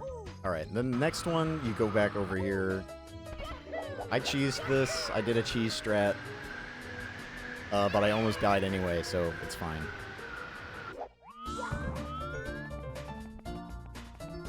But basically, the cheese strat is you can line up on a exclamation mark box, one of the switch triggers, in a certain way that you land on it without triggering it.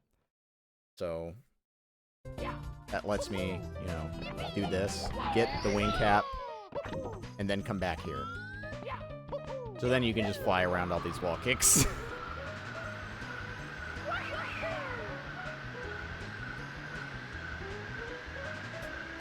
And I missed and almost died.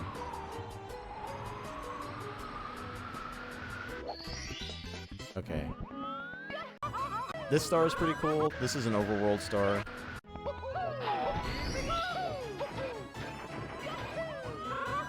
These are like lava bounce panels.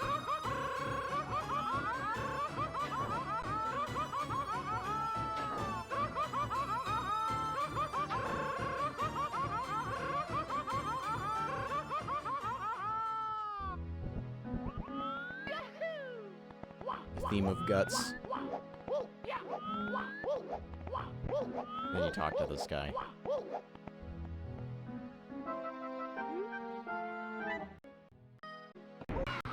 Let's just get to the Bowser stage.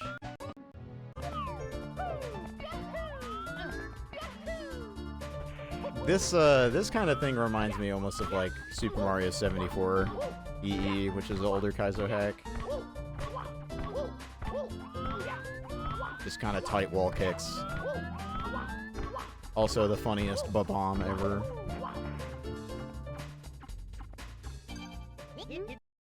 Mario, no, don't go in this cannon. No, please don't do it. No, please, no, Mario, you will die instantly. No.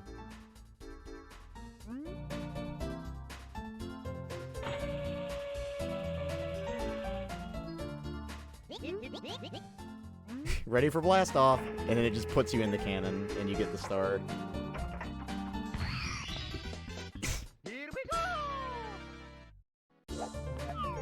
Okay, this is the Bowser stage stars are really, really cool. Like, look at this. You got a buffer kick on the slope. It starts out, you're skewed. You're not lined up with this, so you have to line yourself up. Triple jump up, buffer kick, dive, wall kick, double jump, triple jump, wall kick, dive. The flow is so good. More wall kicks. Triple jump dive. Dead chuck ya. And this is like Springbox funny. This is the kind of thing that you love to see in a Kaizo hack. These are kind of considered gimmick jumps, but I like this stuff.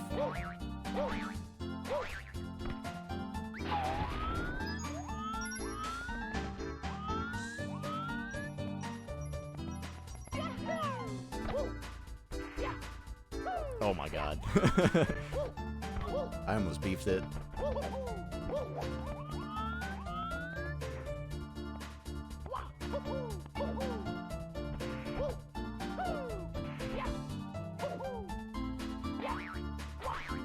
You see what I mean? You see how cool that is? How could you not like that? Same start.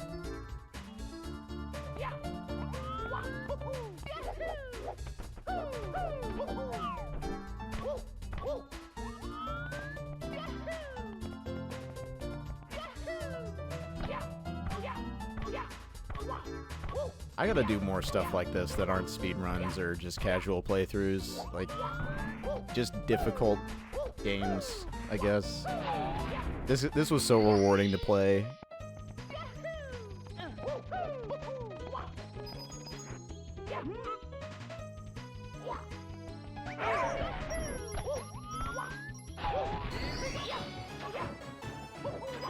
This star was really hard. And I'll show you why. Like, the main difficult part. Like, you're on a timer for all of this. So keep that in mind. You have to go fast. This right here. This right here is like... This turn into here is fucking super hard. Because you have to land on this. And this is... If you do not have enough speed and your angle is wrong, you do not land on this. And this is the biggest troll ever. It's a fake star, and it spawns it back behind you. So you have to turn, and I didn't get the quick turn. So I'm like sweating my ass off, and I just barely made it. Alright, here's the climb to Bowser.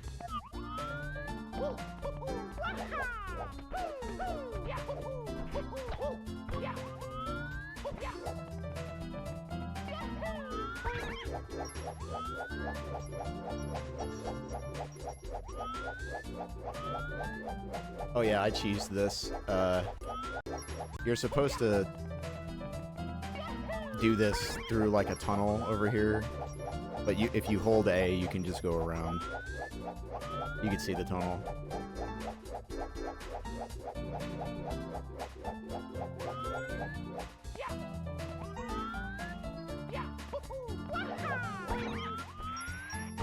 Boing.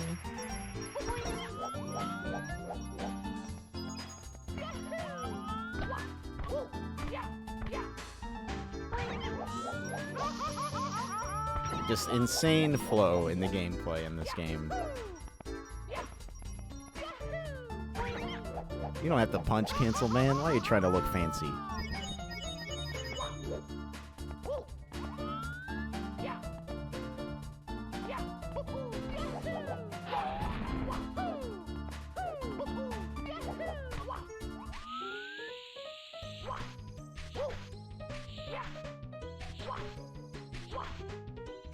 Shell fun.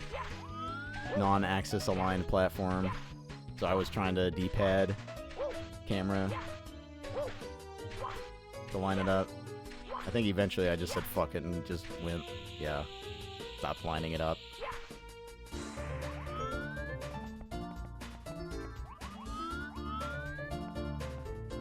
I think I messed this up once. Yeah, I hit my head.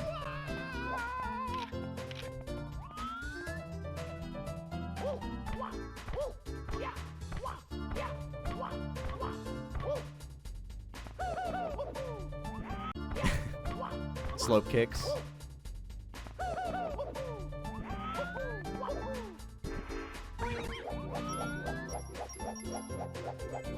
Just a fucking amazing game. You know what? I was gonna say like what my favorite game I played this year was. I think it's gotta be Eternal Realm.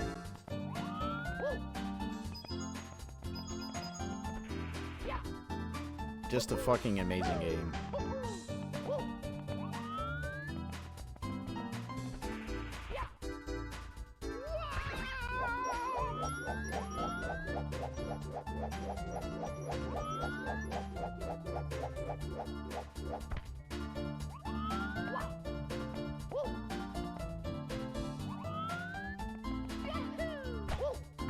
I gotta play more Kaizo hacks. At this point, I'm like, I did it. Look at the camera and take a bow. This is the final boss. This is the weirdest final boss ever. I had died a few times at this point, so I skipped the text. Vortex of Doom! Yum yum, what yummy energy, yum! So the objective here is to knock these shells into the lava.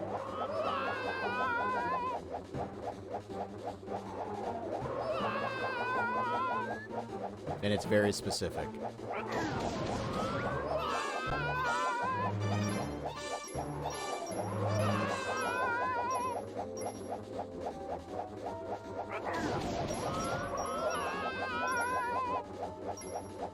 And sometimes you don't get much height from the tornadoes, so you have to keep cycling.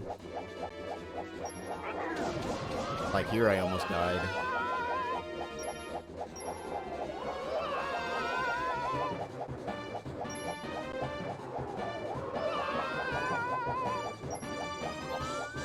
See, I didn't have enough height, so I have to keep going. I have enough height now.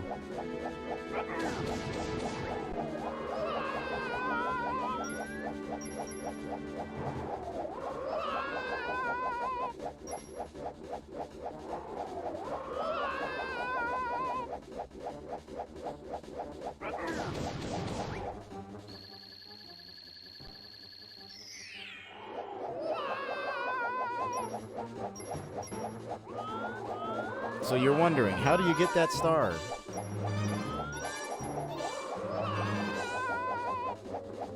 I didn't get enough height, so I had to keep turning. That's enough. Well, you see, you don't bonk into the wall, and you don't hit your head on the ceiling, and then you just do that.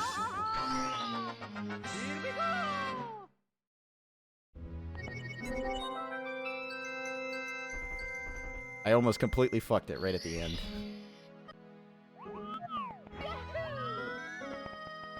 So I think this is just traversing to the final door.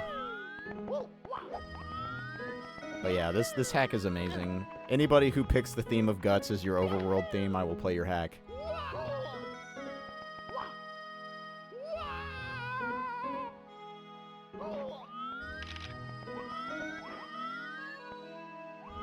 You'll never guess what the ending screen is.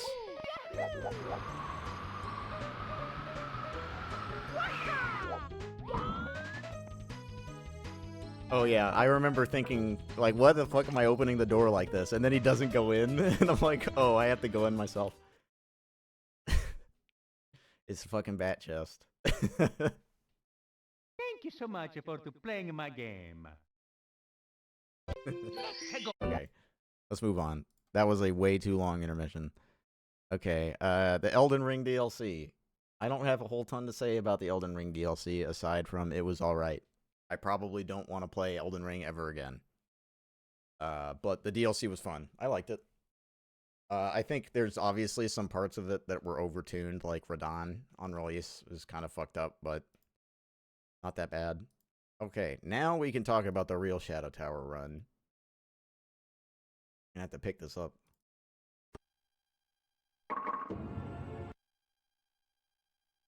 Okay, so this is the... when we stopped going for the Fire Ring and the Fire World Stone. So this is like, I'm determined to get 39. So I'm trying to figure out ways to make that happen. So I'm just like cutting everything out. I'm cutting out all like the comforts and just fucking going for it. This is after we had the one bow manip, which was game changing. So basically, let me just explain this. As you kill these plants, this guy spawns. Either this guy or a second plant spawns. As this guy dies, the next bug in the spawn order appears over here. But if you are anywhere in the middle of like the room, it thinks that he can't spawn. I think. So if you go into the corner, it will spawn him every time, and this guy guaranteed has the bow. I think what happened was I was just playing the game, and I think this was when Minnie was learning it. I was just playing it to show Minnie. And I just did that. Like, I went into the corner a couple times. I don't remember why. But every time I did it, this guy spawned, and it's consistent. So that's when I was like, okay, let's go for 39, because no more bow grind. You just get the bow every time. So one bow, here we go. No RNG. This run was pretty good up until the end. The end is bad. Let's look over here at the main things that went wrong. It's Illusion World. I did the strat. I did second place a strat that I don't like.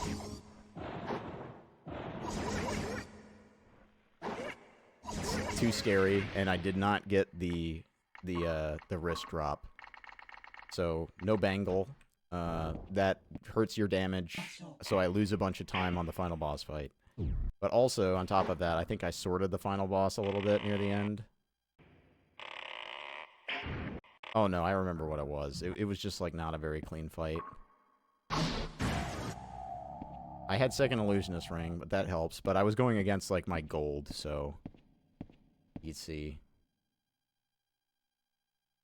It was a good run, but not getting the bangle lowers your damage a lot and loses you time. And Hollow Mage, that's another thing I did in this run, was I changed the way I did Hollow Mage.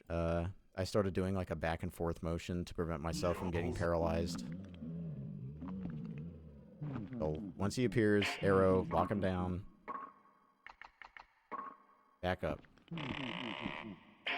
You have to back up a certain amount so that he can't paralyze you.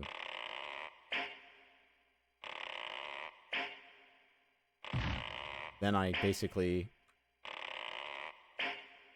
counted the shots, because I know that my arrow shooting is basically a set interval. And I walk forward until I see him. And then I wait until he moves.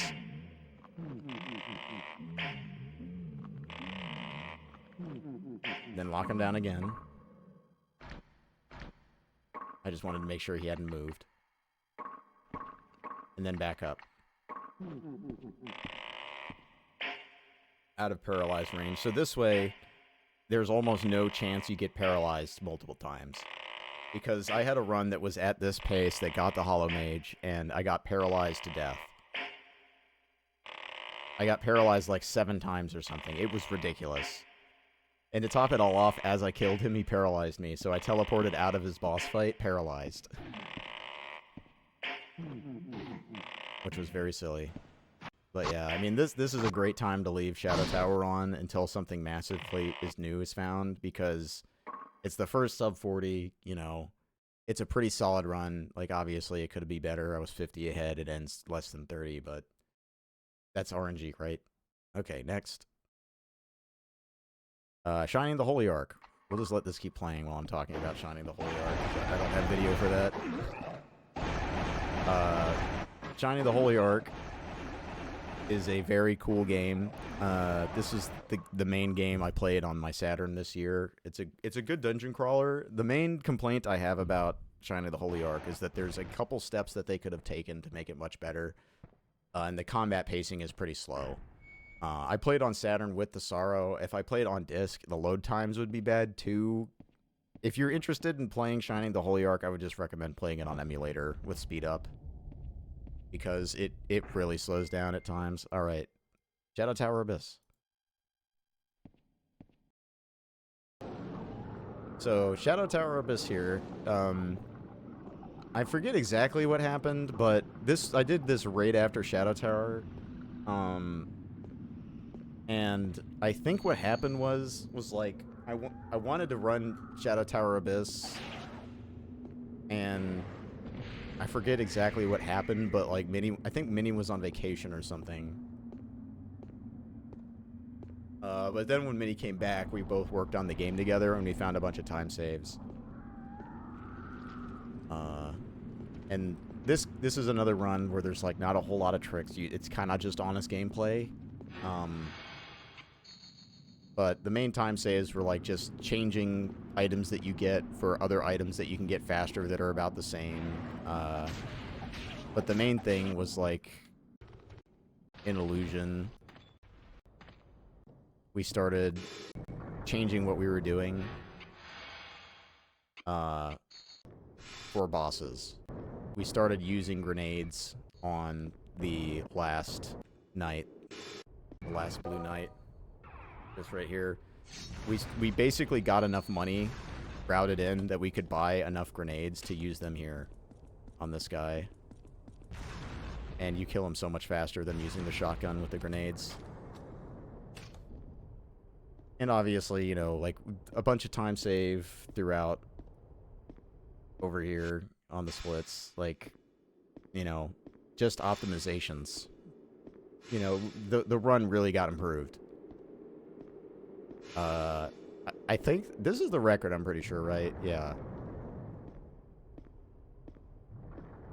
I think Mini could beat this if he really wanted to. It's just that this game is pretty RNG heavy now, and I'll show you why. At the end of Cliff here, there's a bunch of birds that are around this area, and if they come into the arena, they will kill you. So if they don't come into the arena, you can just loot everything and leave, and it saves so much time. Like, you can hear them. They're around. But they're not so around that I have to kill them. And that saves a shitload of time. But the problem is you can't rely on that. The birds will come in. So you need a run where they don't come in, and you need a run where Red Desert goes well, which it didn't. Red Desert was the main pain point in my run. Like, yeah, you see, possible time save 18 seconds. I didn't save any of it. So that's like the main L, and my illusion is not as good as Mini's. Like, it's just not. This was kind of a fluke of a run, honestly. Because I had not been really getting anything going for a while, and I wasn't really playing that much, and then I got this run. I think you could, a 48 is very possible.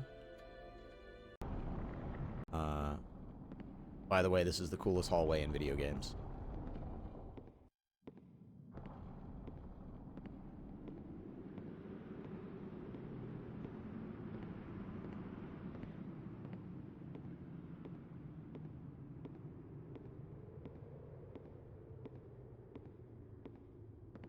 Okay. More Shining the Holy Ark in August, and then, oh my god. Where do I even start fucking talking about Rune? Oh my god.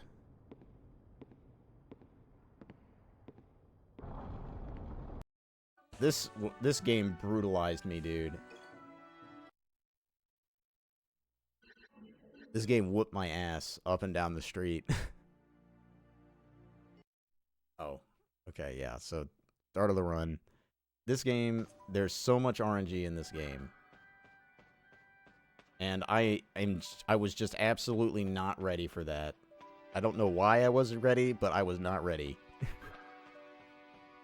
There's so much like enemy recognition, situational awareness, dick awareness. Yeah, you got to be aware of your dick playing this.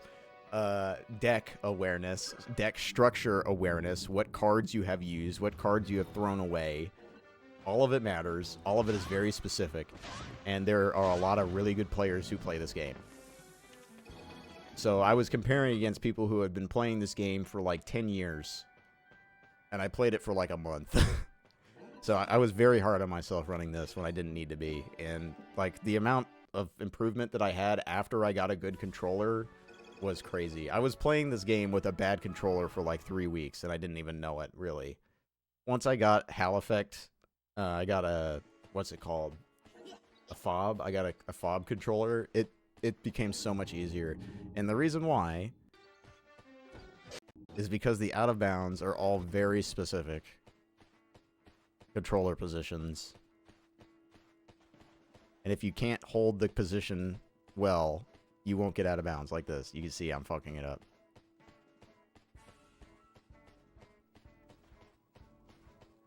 Very, very specific.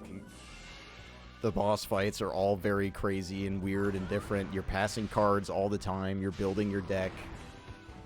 as you're fighting and maneuvering and manipulating enemies and trying to group them all together for quick kills. It is really hard. I want to go back to this game sometime this year and try and improve my time.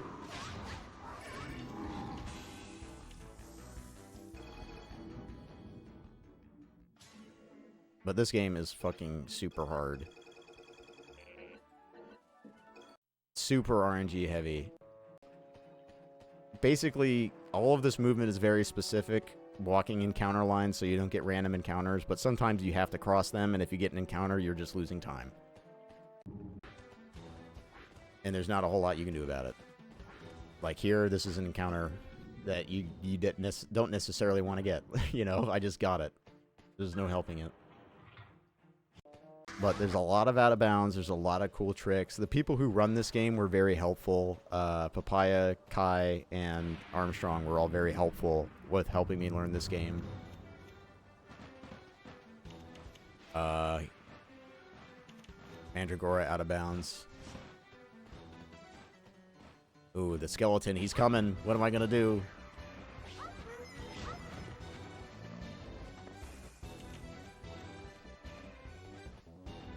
You see, a lot of stuff like that throughout the run. Just so many different little things.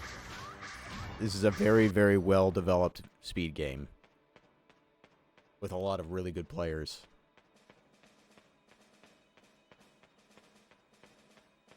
I'm fishing for an encounter here. I get it. I need to do an out of bounds here. I don't like having the eagle. The Birdman sucks to try and get the out of bounds with. You see, I have to cycle my cards a bunch because I just got bad RNG. I just set it up immediately. I'm not waiting. All very specific. How you throw the cards, how you get out of bounds, how you do all this. It's all really technical. And then it's, here's RNG boss fight. Have fun.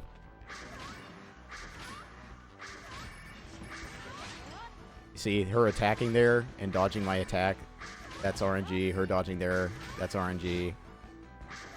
Okay, that was a pretty good fight. But you get the idea. It's very RNG heavy. It's very specific controller input heavy. It's a lot of setups. Like, look at this. Like, I have to hold this very specific position on my analog stick. I'm pause buffering while holding it. It's a hard game. I learned a lot running this game. Here's another one. Very, very specific stick position. And I'm fucking it up. Because I always fuck this one up. Yeah, this is brutal. Just watching this. It's like, I know how annoyed I am at this point. Like, I'm just, like, resetting the stick position. I'm trying really hard to get this specific angle. There you go. Right? Just hard. Lost 15 seconds to that. Oh, I golden field. Hold on. Let's look at my golden field. That's the boss. This is one of the hardest out of bounds in the game. And I got it right away. That's the one that I was practicing the most.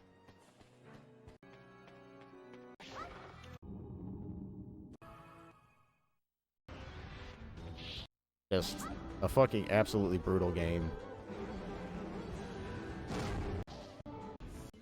Oh yeah, I forgot. I lost a bunch of time on Volcano. And then I think I lost a bunch of time on Temple as well. This Temple is all RNG. There's so many encounters you can get here if you get unlucky. Yeah, and I did get unlucky. So then I'm going into the final level with 33 seconds of time save, right? This is also really heavy RNG. And I got an encounter at the beginning. And that's bad. Because you have to run away and lose a card. And if you lose one of the cards you need, you have to quit. I didn't lose one of the cards I needed, though, so I could continue, but I'm losing time. There's these platforms. There's RNG encounters that you lose time on. I didn't get one. Then you have this fight where you have to get the right cards to get out of bounds. And it's very specific. You have to kill these guys. This is not a fight you can run from. So these enemies need to die. So you have to do the triple cat explosion with the cards to kill them. They die. And then this is a very specific walk. You have to walk across the encounter line to not get encounters. If you get an encounter here, you soft lock. I believe. Maybe I'm wrong about that. Not these ones. I think the one up here, if you get, you soft lock. Because you can't fight the enemies and you can't run. And it's like the last possible thing before the final boss. Right here. Right when you cross that. And then you have the final boss, which is RNG City. You need what's called Exodia. It's a specific combination of cards that freeze the enemy, make you do more attacks, and I have it here. You see, the chicken like makes you do more things, or it removes like the cooldown, I think, on your summons. Then the water hand makes you do more water damage, and the butterfly stuns enemies. So like you throw all of them down, but you have to kind of wait for him to give you a summon, right? You need an opportunity. And I got this guy. This is not a good opportunity, but I think I took it. You want the elephant. But I threw it down because I'm like, I'm on the run, bro. I'm going for it. So I had to delay my card throw. And this is a situation where I could have soft locked. Or rather, not soft lock, hard crash. You hard crash in this if there's too many crystals that show up on the field, because it overflows the game. And it makes it think it's a fairy, and it just crashes it. So I'm like collecting the crystals so it doesn't happen. And then you fight the God of Destruction, which is a huge fucking deal. It's very complicated. You need Exodia, basically. You need damage and Exodia. So you have to damage them as you go. That's why I'm using the raise. I get the triple cats. I throw the cats. At this point, I'm trying to bait an attack from him. I get it. The cats hurt him, so you see 336. He's got a good amount of health left. I just throw a siren. I'm like, okay, the siren will take care of the elemental summons. When you take care of the elementals, like if you kill one of these, you'll keep trying to summon it, so he keeps it in a loop, so you can kind of hold him down. So that's what I'm doing. I'm trying to like keep killing this fire elemental, so he just stays here and doesn't do a whole lot. And I'm trying to turn him right now. And right now, here's Exodia. So I throw Exodia, and he's... Okay, one thing to note. When he's got these things around him, he's invulnerable. So you need to freeze him as he comes out of his invulnerability. And then I get like a really, really good Exodia throw, so you just see him melt.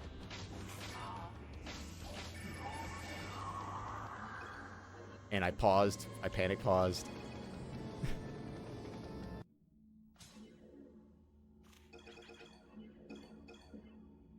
And it was a big PB.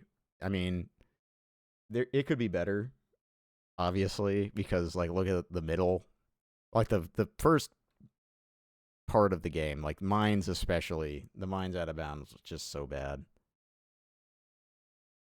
Okay, next.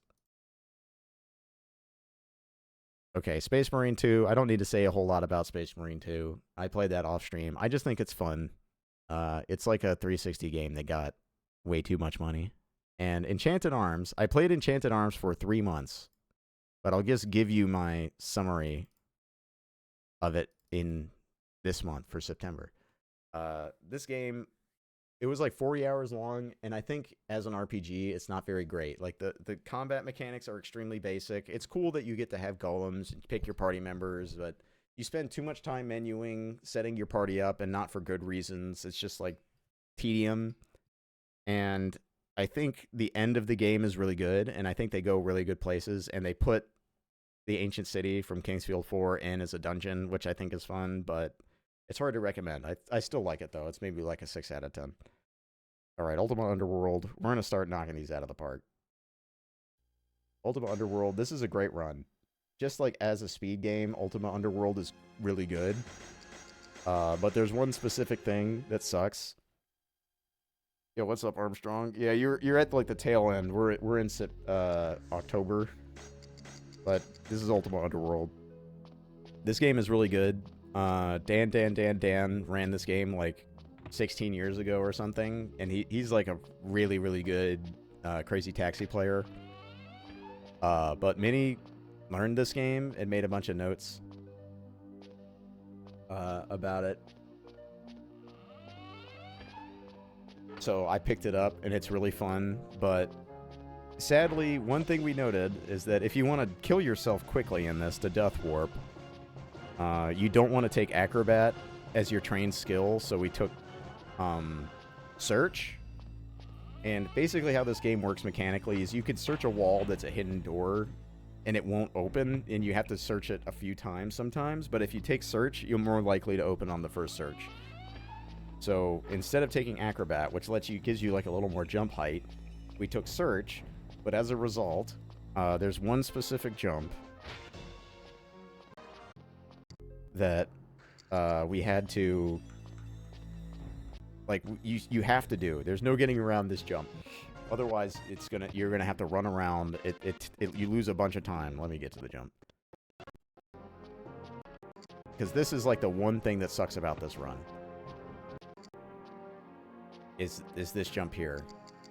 If you don't take Acrobat, it's got to be a dice roll. I have save stated this, I frame advanced it, and sometimes it works and sometimes it doesn't. That jump there. If you don't have Acrobat, this jump is probably RNG. Because this game does dice rolls for everything. But taking it allows you to do the Death Warp on floor 3, so it's worth it. But sadly, it just kind of makes it a shitty run, because you're like resetting 12 minutes in every time. But this is a crazy good speed game aside from that. Super fun. If you like tank control, Kingsfield style movement, this game has a lot of it, and it's good.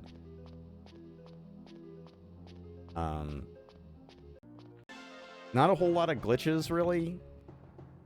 Oh yeah, Tibble. You get to fight this guy frozen in time. That's another cool thing. You use a time stop spell to kill the boss.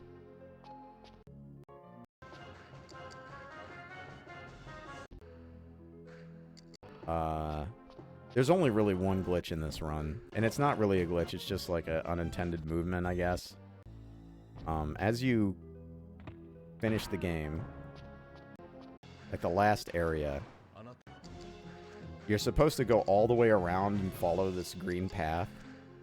I'm throwing all these magical items in to get teleported to the last realm.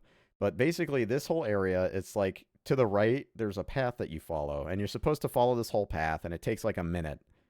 But you could just run into the void and then follow a specific path. I just watch my compass. You can see like the compass move there. I know I'm hitting walls. And then there's like a lip at the end, and then you leave.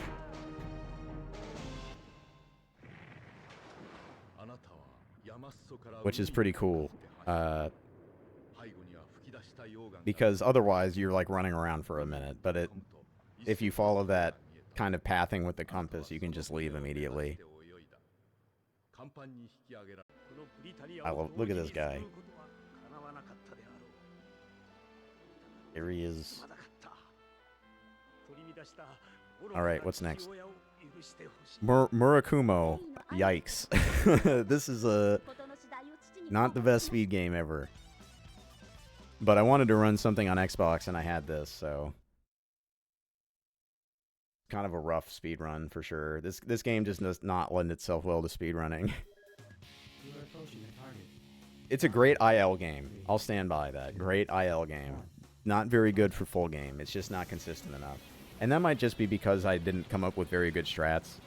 That's always a possibility, but it's really difficult.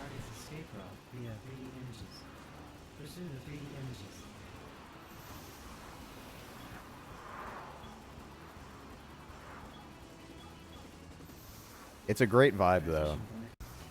Great vibe of the game. I'm trying to find one where I use the laser. Oh, this is one. Okay, so yeah. This is a good example. I'm doing a setup here where I shoot the bazooka to count time. So 1, 2, 3, 4, 5. Boost. Then you fall in line behind him down here and start the laser. And this is the one piece of tech. If you're boosting with this guy, CB03, you basically, hold on, you can see that I put them on the side here so you could see, I would know which one I'm supposed to be picking from the splits. But as you're boosting, if you use the laser, it cancels the blowback with the laser. If you're not boosting, you'll fly backwards. And it's supposed to be like a balance thing with the laser, but I guess they didn't realize that you could cancel the flyback with the boost, because it makes this guy, like, by far the best mech for a lot of situations. Like, the damage is just uncomparable. But the problem is you need lineups for that, and a lot of these enemies are all over the place. So you need specific places to do it, and you have to get specific times to use it. You have to count out things, and sometimes it doesn't work. You know, sometimes your laser will just track improperly, or like some weird shit will happen. Like here, I got a good blast, but it's very it's not reliable. And here's another one, I got a good blast, but it wasn't enough damage. So then I end up chasing this guy for like 30 seconds, and just like sucks. I forget how this stage went. This stage is a huge coin flip. Or not coin flip, it's like massive RNG. But that was good. Because there's 3 guys. And you want to kill all 3 of them with the laser. Like, as early as possible, obviously. If you can take one out early like I did there, it's huge. And you see, like, my laser locked onto the guys down below. That's one thing that really sucks with this game. Is, it's not... your lock-on... like, who you're locking onto is not, like, dependent on when you press the button to shoot. It's when your weapon shoots. So, with missiles, and you see there, my laser didn't track him. Like, I have the lock, and the laser fired forward. You see? Like, I have the lock. It's not circular lock. Because as I pressed it, I had the lock. Right there. I have the lock. The weapon levels, I don't have the lock. So it misses. It doesn't even try to track. And it really sucks because it's like becomes very heavy anticipation. And when you're using some of the cloud breakers that use missiles, like the missiles will spool out and then accelerate forward, and it'll be based on like the lock when they start accelerating forward. So you have to hold that lock for a really long time. It's rough. It's really rough. I don't think I got the cool setup on this one. This is one of the cooler levels if it works. Because you count time, you boost at a specific time, you laser at a specific time, you turn at a specific time. But, you know, it just ends up not working sometimes. Like, here's a good laser. I tagged him a bunch. I'm on him. But I'm getting stunned by his shots. And then I boost corner, and I get a laser here. Okay, but I didn't quite get the full kill. I had the missile at the end, but that's basically that's the strat. So I'm glad I got that in the PB at least. This is another one that's like that.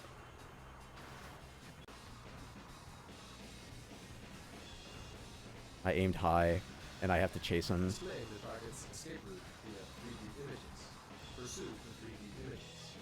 And he turned the corner, and, like, this is nightmare. This is nightmare fuel, right? It wasn't so bad. I lost, like, 15. But it could have been so much worse. This is another one that's like this.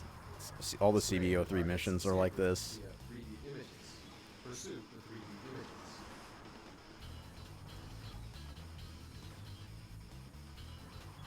Really difficult game to do full game of. It's got great music though. The target has been destroyed. Sorry. Might have jump scared you with the...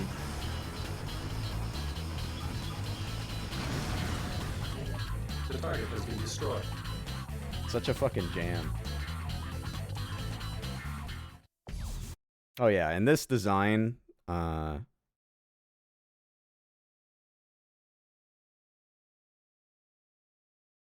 They basically reused that for Oatstarva and Armored Core 4 answer.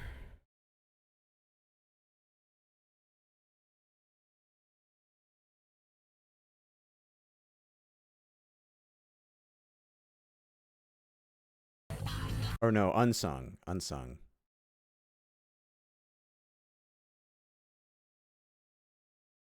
Maximilian Thermidor, who is actually just Oatstarva in disguise. But yeah, fucking brutal game. The target has been shot down. Like, look at this. Look at this time loss, dude. This is just what happens in this game. There's just there's no getting around it. Like, you're gonna have things like this happen in a run. I mean, obviously, there is you could just grind it for a really long time and get a really nice run, and obviously not have that problem. But it's very unreliable and frustrating because you feel like you're doing everything right, but like the lock on just doesn't work with you.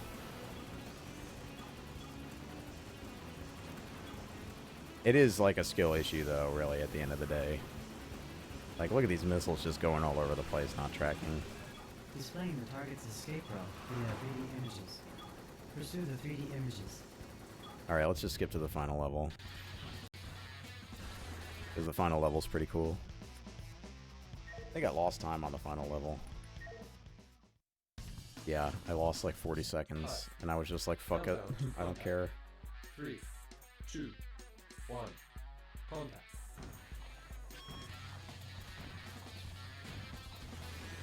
Time it out. Position, laser. Like, there's just no other cloud breaker that can do this. Like, look at his health bar just shrinks. So CBO3 is 100% the way to go. It's just unreliable to get the laser lineup sometimes. So let's like look at how bad was it? Yeah, I missed him, and then I'm like chasing with the missiles, and I can't get him. And oh yeah, I wasn't even going against the gold. Yeah, this is just really quite bad. But I just didn't care. I just wanted the PB. This was like a shit game, quit forever moment. Just didn't want to play it anymore. Okay, Super Mansion. Do I have Super Mansion in here? No. Let's see.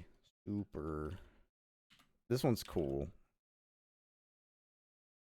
Hold on.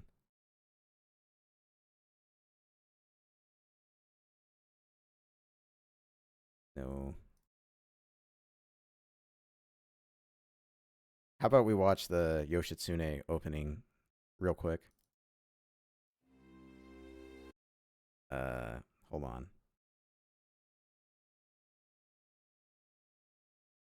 Yoshitsune is the story of the hero Yoshitsune, I should say, is a From Software video game. It's like a Muso. But it's a really good one. Options, playback, auto zoom. Open this up. The reason why it won't work here. Hello. Why is it not opening properly? I'm trying to auto zoom, apply. Okay, I didn't apply it. There we go. Okay. Let's watch the Yoshitsune opening.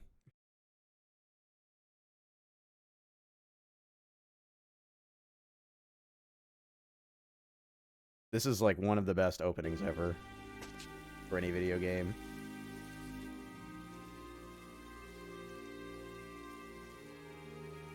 While I find the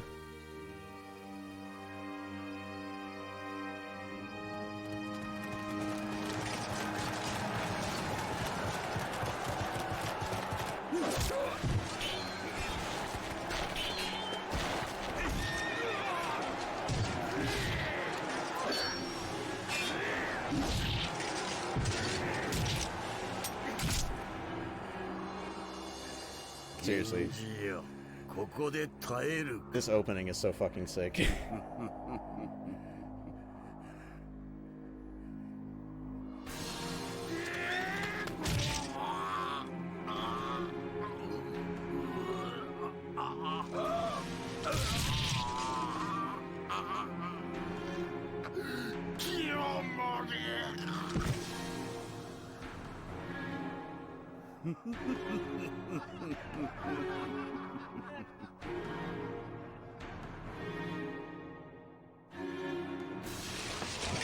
I really gotta play more of this game. I'm just not that into Muso, and the language barrier is kind of intense. There is a guide on how to play it out there, but 父上様現地最高は我らが it's crazy the shit that they put on the PS2, bro. Okay, it's gonna work. Okay, now. Options. Turn off auto zoom. There we go. Okay, Super Mansion. This is a Net Your Rose game. It's a very short game. For those who do not know what the Net Your Rose is, it's like a PlayStation 1 development console that you could buy via mail order. So it's like an indie development platform. And this is just like it's a mansion game. You know, you run around. It's an adventure game. You solve puzzles. There's no co-op, so it's all just movement and menu. It's fun. It was just a nice little thing to do around Halloween because it's kind of spooky, but not really. It's fun. And my final time was 4:20, which is funny.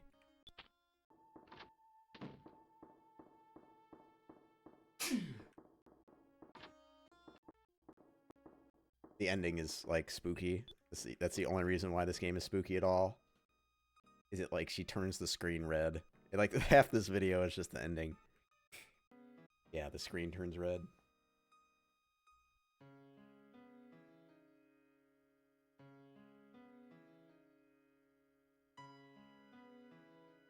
Some really good credits. Okay. What's next? Let's see. Morrowind Xbox. This is a meme run.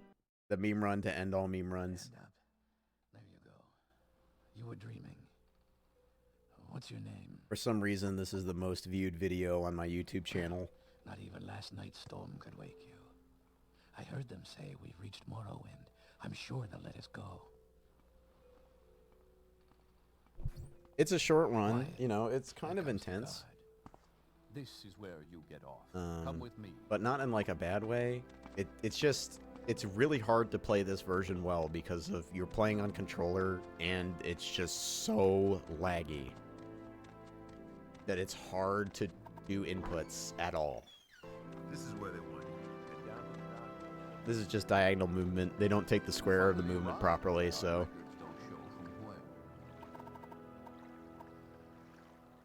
Great. you move I'm faster sure you'll fit diagonally. right Long in. story short, you pick Follow Red me Guard up to because the it's office. fast. You pick Barbarian because it's fast. You pick Steed because it's fast. It's all about movement speed. It's all about movement speed. Steal the platter, drop it before the guard talks to you so you can pick it back up. Continue through to the next building and talk to Celestranus. Out the door. Grab the ring so you can leave. Cast Adrenaline Rush so you run faster. Ask about your duties.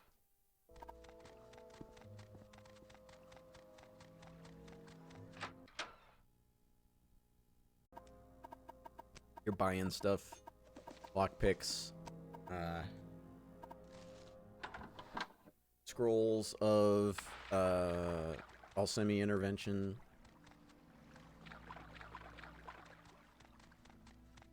Then we're going to Tar Heel. And we're gonna get the funny jump. The funny jump scrolls. The carrion flight scrolls, that's right. And we're using Alchemy Intervention. And then as you come out, you use the Icarian Flight Scroll. You jump at an angle diagonally so you get more distance from your speed.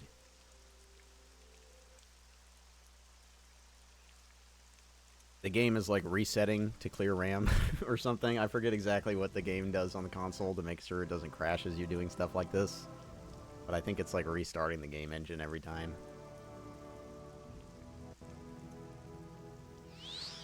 You cast another Icarian Flight Scroll, so when you land you don't die. And then the game falls apart. You get Sunder, game falls apart. This is the quick swap glitch.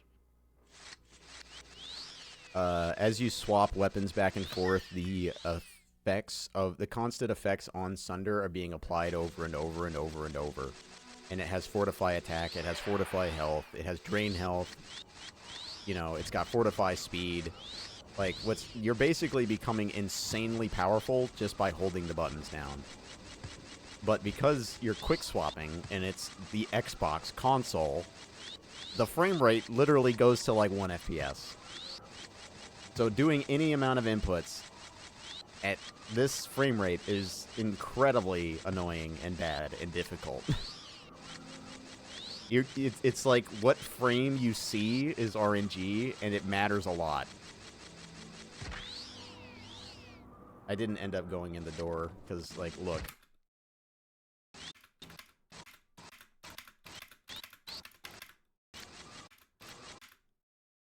When am I supposed to get the input to get to the door?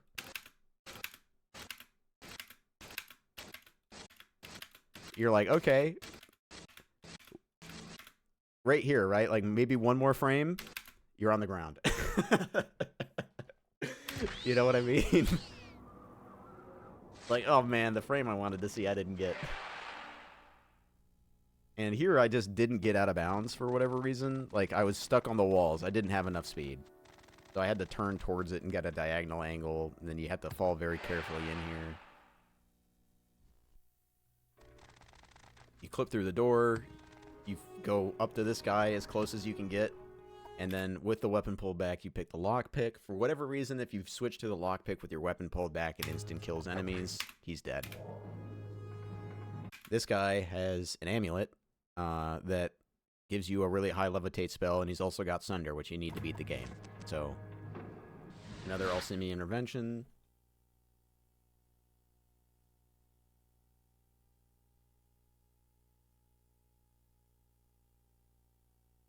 Xbox load times. By the way, I just want to say that this is really fucked up. The Morrowind leaderboard allows for a load remove timer, but only for PC. So Xbox, fuck you. You have the longest loading time. Sit on it, bitch.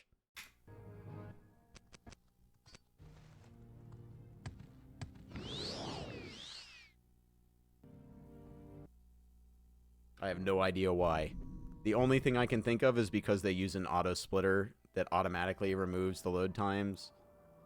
But at this, here's like me being like, okay, where is it? There, I found it. Flip into the wall, touch the door. Here's like 5 out of bounds in a row. I just want to point out the difference between this forward speed, that forward speed, like this slow forward speed, and like really fast is almost nothing.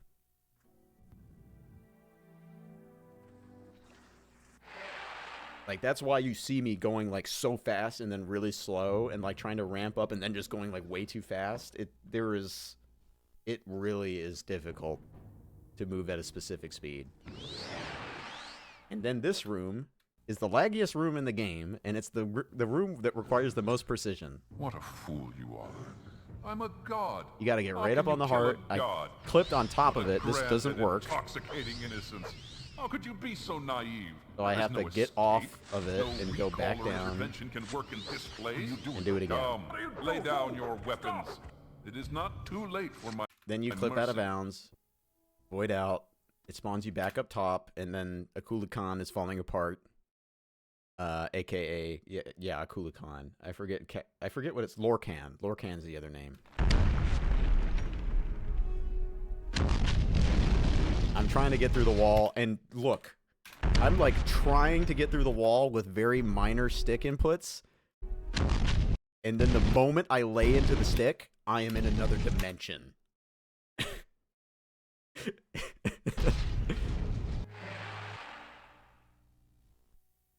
And here, at least, you can kind of do a setup. I just hold upright and then turn and then upright again. Like, tap upright, Dagoth like that. And then you're talking to Azura. welcomes you, Nerevar, my old friend. But to this You no place longer we're bear the destined to burden be. of prophecy. Very silly run. For whatever reason, that is the most viewed video on my YouTube. Okay, what's next? We're getting close now. Okay, yeah. Enchanted Arms. We already talked about Enchanted Arms. So let's talk about Mega Man 64. Do I have that video? Yes. If you do learn it, they don't let you run on Open Morrowind. You have to run on Vanilla. This Mega Man 64 is the first. It's not technically the first game I ever ran. The first game I ever ran was Mega Man Legends English PlayStation. So basically, long story short, right? I'm gonna give you the lowdown because we're talking about like 2013 now. I had been aware of speedrunning. I had watched speedrunning before. Like, I had watched classic games done quick on Justin TV or live stream. I forget what it was. Ustream, where they did the first classic games done quick. Like, I had read some stuff on SDA. Like, I watched runs on SDA. Like, I had watched JMC's easy run and normal runs on SDA before I saw Siglemmic grind to beat Honey. But basically, you know, Super Mario 64 120 star. Siglemmic had the world record. A Japanese runner named Honey took the world record. Siglemmic did a thing where every day, he grinded Mario 64 120 star for 12 hours a day until he got the record back. And he was getting like 30,000 viewers. And that's like the first time I really watched speedruns, and it like clicked in my head, right? Of like, I gotta do this, right? Like, this is something I need to do.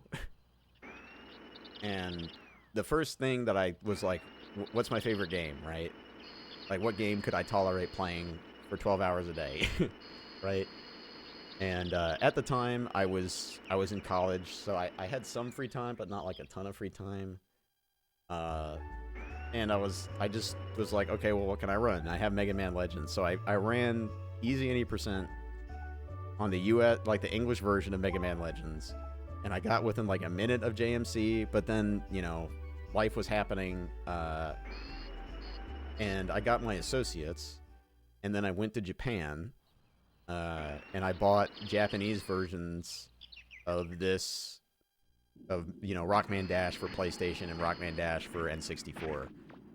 I wanted to run the Japanese PlayStation version, but, you know, I didn't have a Japanese PS2. And, you know, I didn't know about Swap Trick, and I didn't have, like, an action replay.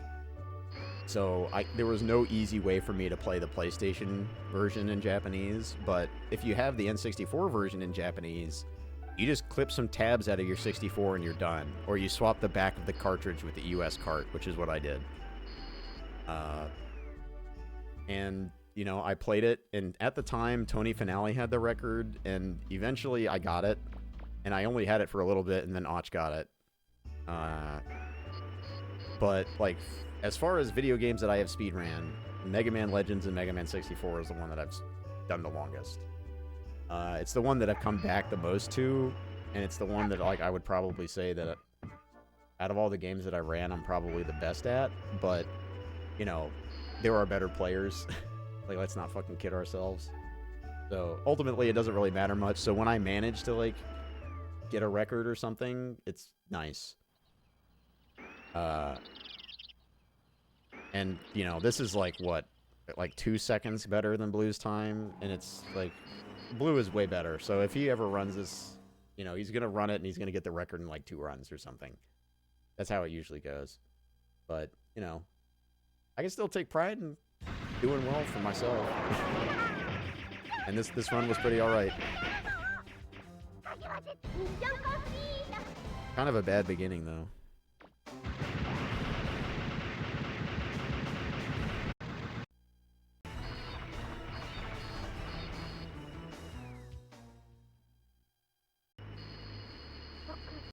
Oh yeah, is this the one that I clutched out at Juno?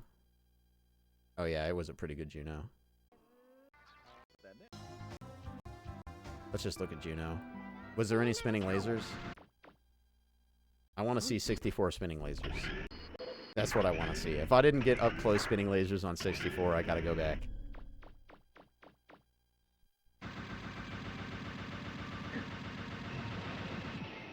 Did I get the turn shots?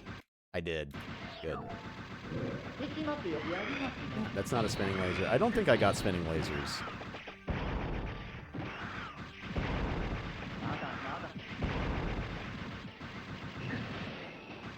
This Juno kind of sucks, honestly. Yeah, this is kind of a bad Juno. How did this gold? Oh no, it didn't gold. I just saved a few seconds. Oh yeah, this is the time where that grenade saved me a cycle.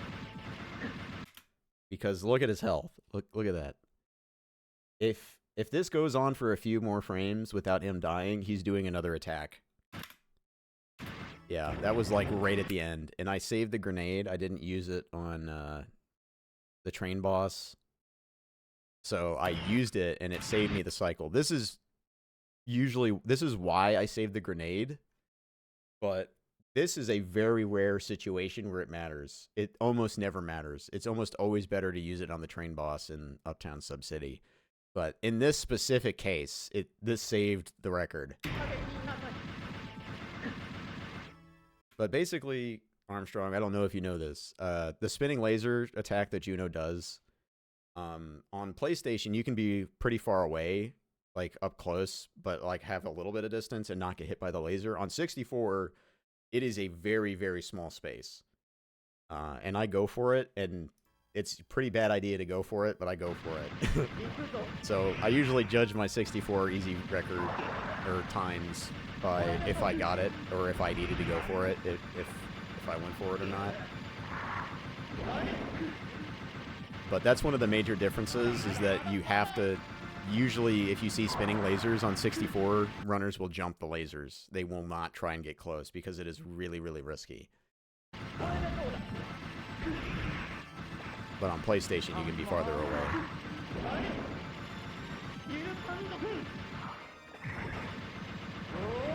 Yeah, this was not a great Juno, but it was good enough.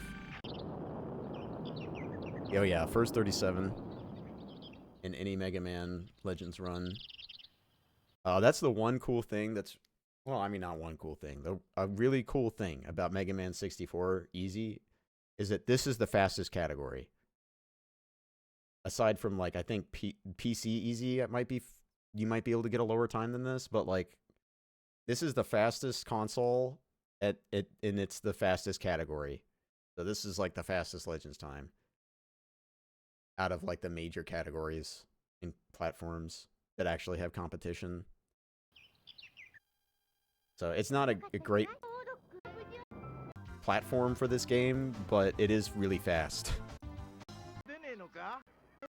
But yeah. It wasn't a 39, but what can you do? Oh, you can't see that because I moved it over. Sorry. Alright, Breakdown. I don't want to talk about Breakdown that much. I want to form an opinion on the Japanese version of Breakdown, because Breakdown, apparently, the English version, is randomly made way more difficult for no reason. Which I don't understand why they did that, because they kind of ruined the game with their difficulty changes. So I want to play the Japanese version of Breakdown. I have it. I just have to set aside the time to play it, and then I'll form a real opinion. Okay, more Eternal Ring. This is a different situation. It's going to be a weird context talking about it now that there's even more time saved. That's loud. Long story short, Dark Flash is fast.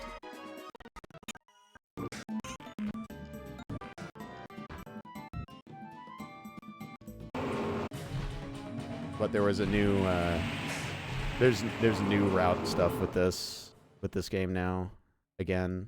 So I'm gonna have to go back to Eternal Ring again.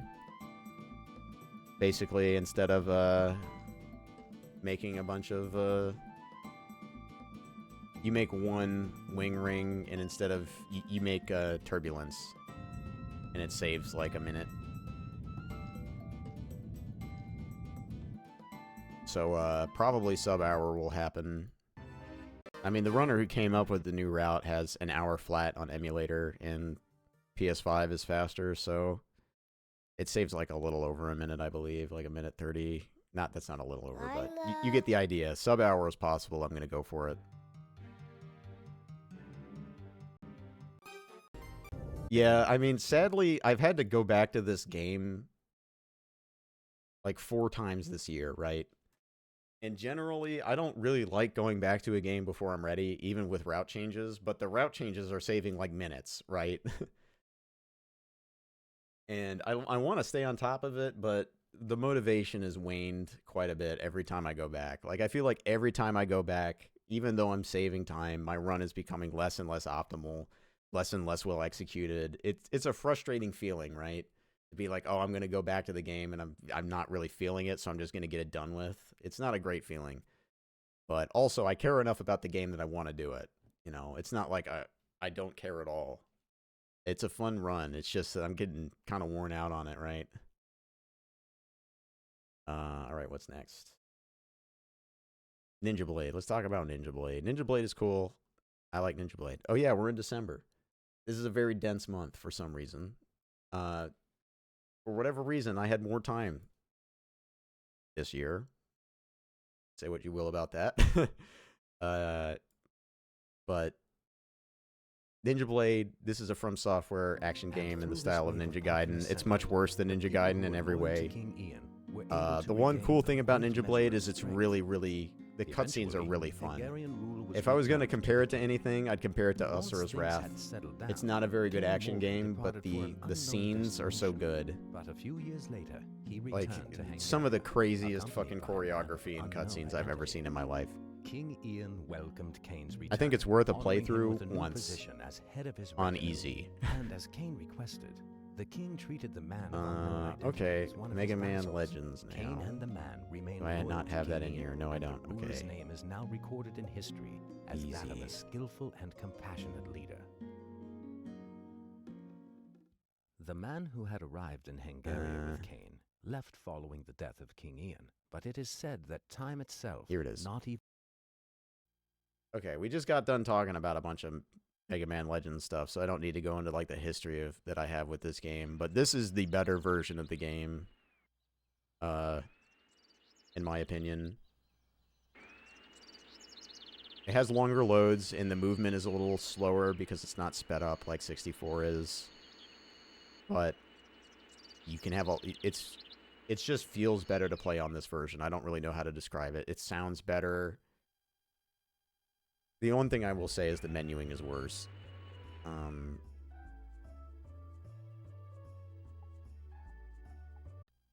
But I don't know. I've got a long history with this game. Every time I think about this game, all of the memories of it comes back, and it's like all of those emotions, all the different times I came back and ran it, all the different grinds. I don't think I'll ever be done running this game.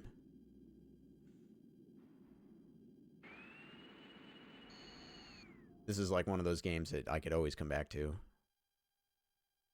But I will say, it's really hard on the hands. If you play, I think Type B in general, well, Type A and Type B both suck. It's a really heavy input game. And even just like doing normal, and part of this is my fault.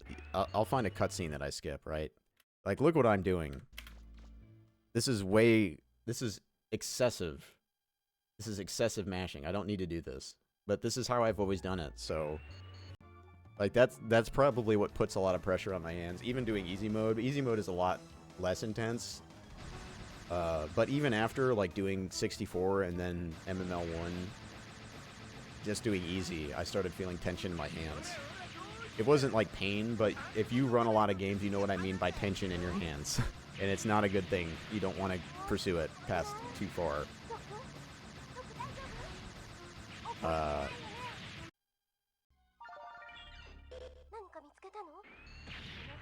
But, you know, just a lot of stuff like this. A lot of really smooth turning. This is the kind of stuff that really helps with stuff like Kingsfield as well, is getting really used to that tank control turning.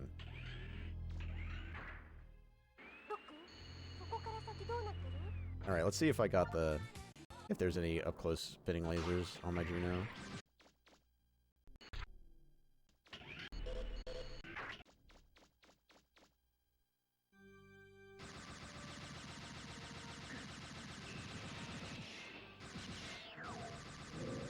I think that... oh yeah, here you go. So, look how far away I am.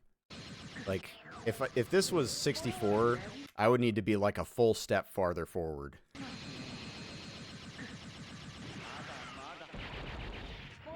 But on PlayStation, you kind of want to be farther back, because as he goes up, you can hit him more.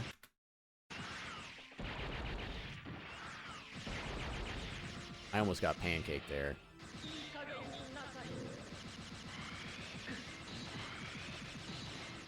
This is a pretty good phase 1.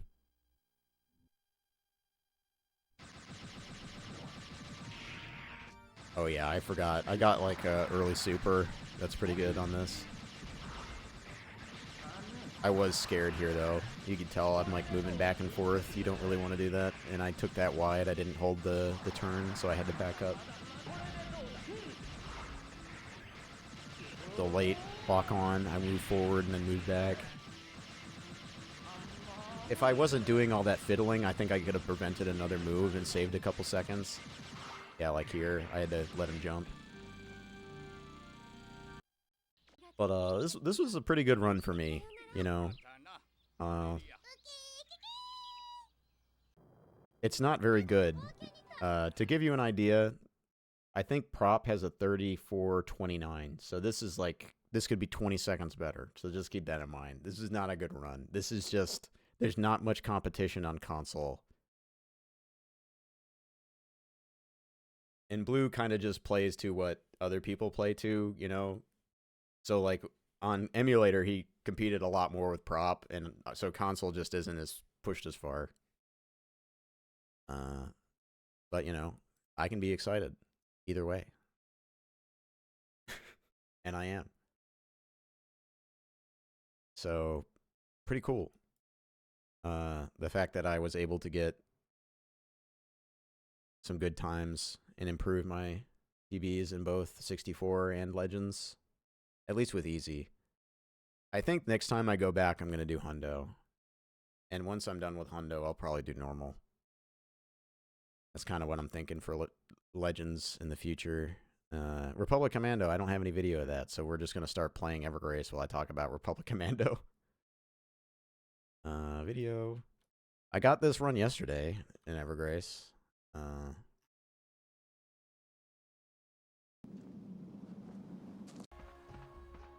Well, let's talk about Republic Commando. Republic Commando, if we're talking like what game did I enjoy playing the most this year on this list, casually, it's either Republic Commando or Eternal Realm, the ROM hack.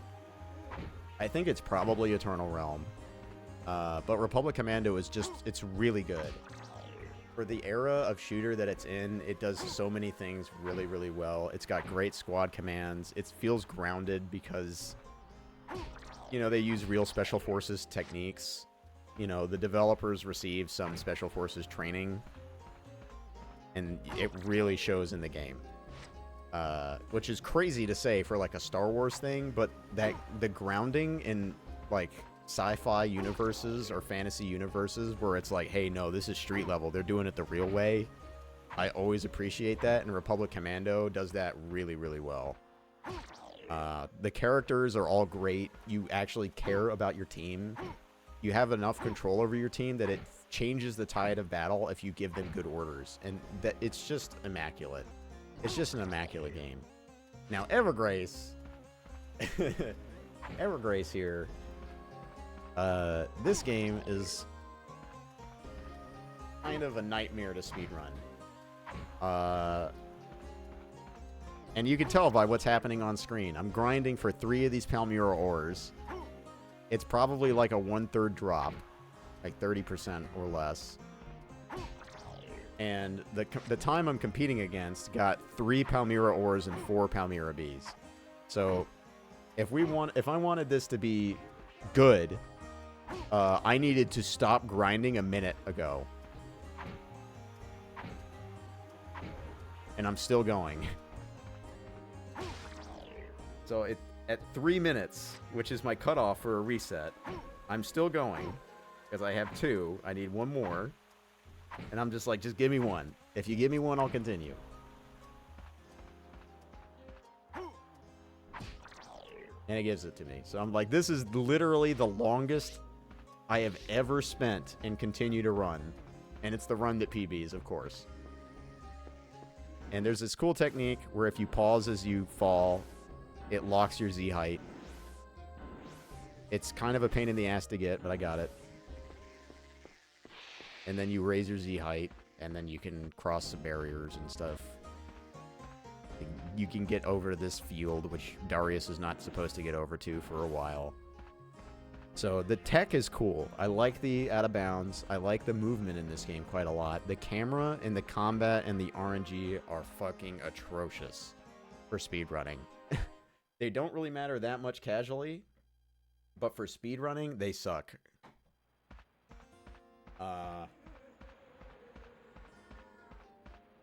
But the thing that I love about this game, it's got a great vibe. It's got great music. It's got great characters. And it's got amazing art design. Amazing. I mean, just look at the art that's on where I normally would have my splits here. Like, this is fucking gorgeous. It's like that 2000, like 1999, 2000s, like alternate anime aesthetic. It's perfect. I love it.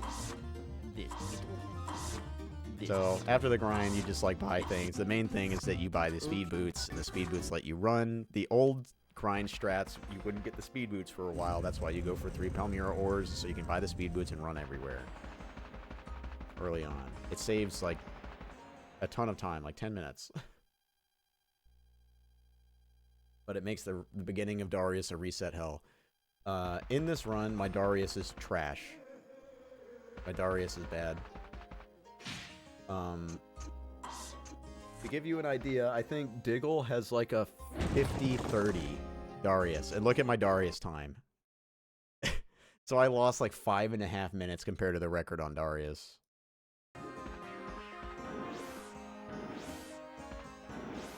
Because I just was, at this point, this was at the end of like a 6-hour stream. I was fucking tired. I was just like, whatever, I'm just gonna take whatever run I get.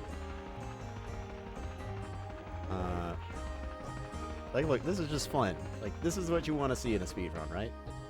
Running at like Mach 5 in the air. That's so cool. Hoy Hoy is impressed.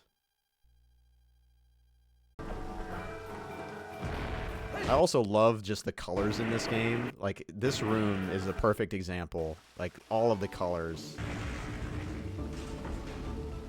I love games that aren't afraid to be colorful. Especially because this game is effectively like dark fantasy, but it has like this really colorful palette. I love it.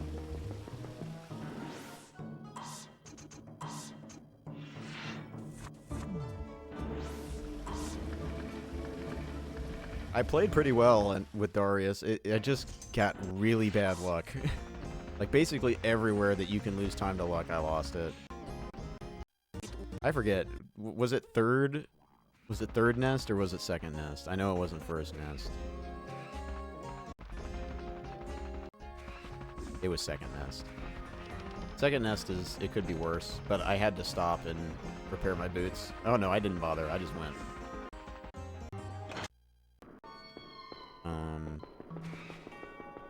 Yeah, just running everywhere. Oh, yeah. This wasn't that great either. My underground area. This is so cool, dude. The glitches in this game are just so good. If you don't take this run super seriously, this is an amazing run. But if the second you start caring about RNG time loss, you are gonna go crazy.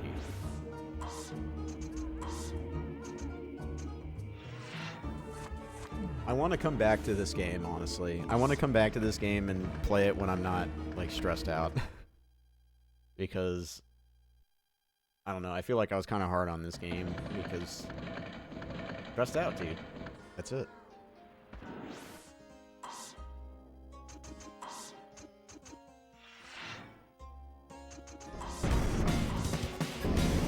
I'm here. Hello, GB. Thank you for the raid. Just wrapping up the yearly review of all the stuff I did on stream this year. Here's the list. There's the list. Check it out. Thank you for the good luck. I need it reviewing these videos. How was your stream, GB? Were you playing that Dreamcast Giant game? The puzzle one? Yeah, we're looking at Evergrace right now. I like doing these yearly review streams because it really helps me wrap my thoughts up on all the games I've ran in the year. Kind of reminds me like what the... yeah, Lost Golem, I think that's it.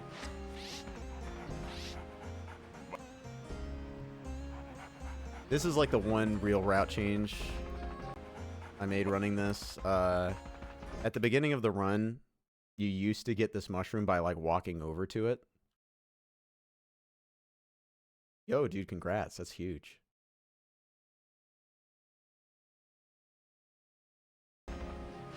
Nice to get a huge PB at the end of the year. It's a great feeling, right? Oh, in this game? Yeah, the main thing that's whack with this game is the camera. The reason why you're kind of like all over the place when you're running in this game is because the camera just constantly swooshes everywhere. It's really funny. Damn, that's a huge PB, man. Congrats. But there's some hot tech in this. A lot of really cool out of bounds. Like, let me show you the one that I like the most.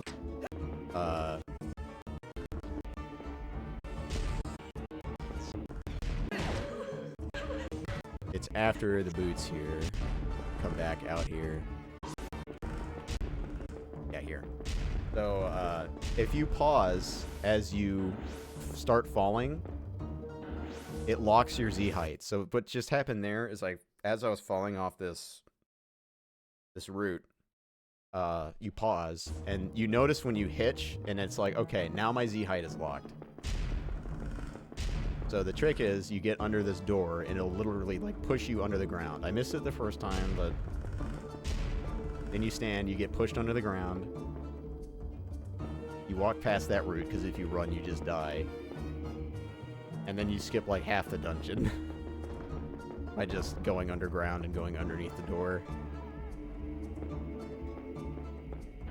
And then it like re-levels you to the floor when you pause, but you keep the Z height lock. I think, was this you and Pancake Mini that found this, or was this Wonder Boy? Because this is really cool.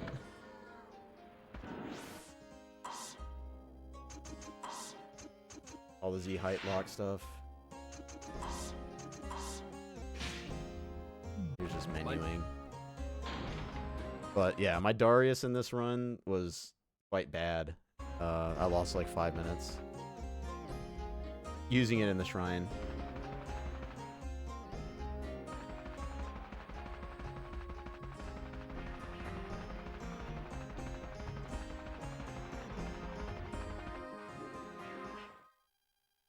But a lot of the time lost in my Darius segment was RNG, but...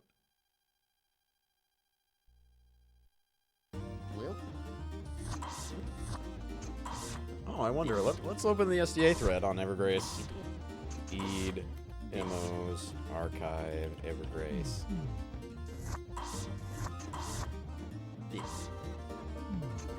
Let's see. Is this okay? Is this okay? Serpent. What?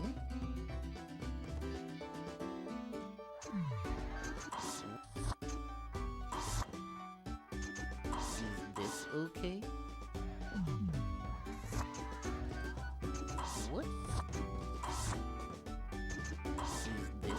okay? Very cool. Ah.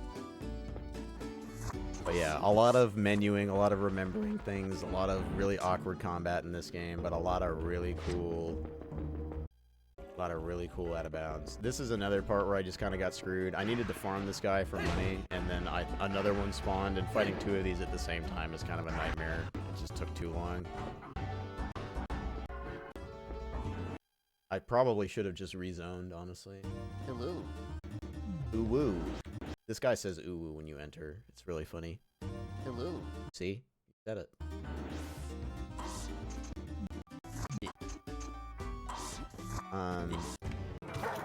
Boss fights.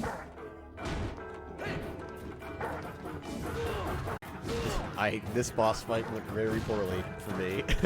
You want to try and lock him into jumping, and you can kind of time it. If you hit him as he comes out of his animation, that he'll jump. But I fucked it up. This Darius segment is quite bad, like I said. Is there any other funny stuff for Darius? I don't think so. The rest of Darius is pretty straightforward, but the speedrun of this game is so cool because most of the time when you play this game casually, you don't get the speed boots for quite a long time. The fact that you can get out of bounds and just buy the speed boots right at the start is so much fun because the speed boot movement is really cool. Here's a puzzle. You press X on these, and you press X on this one twice. That's the whole puzzle. Puzzle solved. Sienna? What? Oh, hold on. We gotta listen to him die. Anyway, Morpheus! This is going to be very interesting.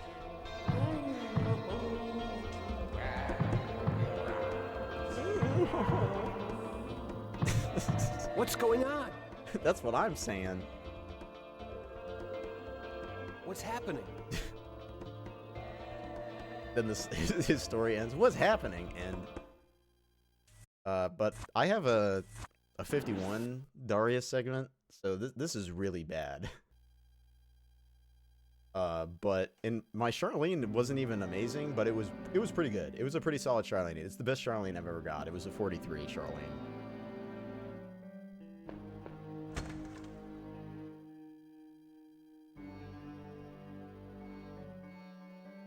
So really what got the record here was the Charlene segment. It made up a lot of ground that I lost on Darius. But yeah, here you airwalk over to the guy, you go into the place, you hope you get the speed boots. I didn't get the speed boots, but I got the ice armor.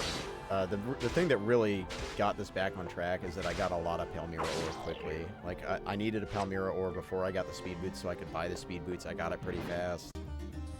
Then I came, and when I did the grind, I got 9, and I didn't need to repair the armor, which is huge. Not needing to, like, repair the armor and get more money and stuff, like, it's really big to just have a good grind. Because if you have a bad grind, you have to walk all the way back, repair the armor, come back in this room, grind more. And that's what kills runs, you know. I didn't have to do that. What's the thing about the grind? Do I have... Welcome. Yeah.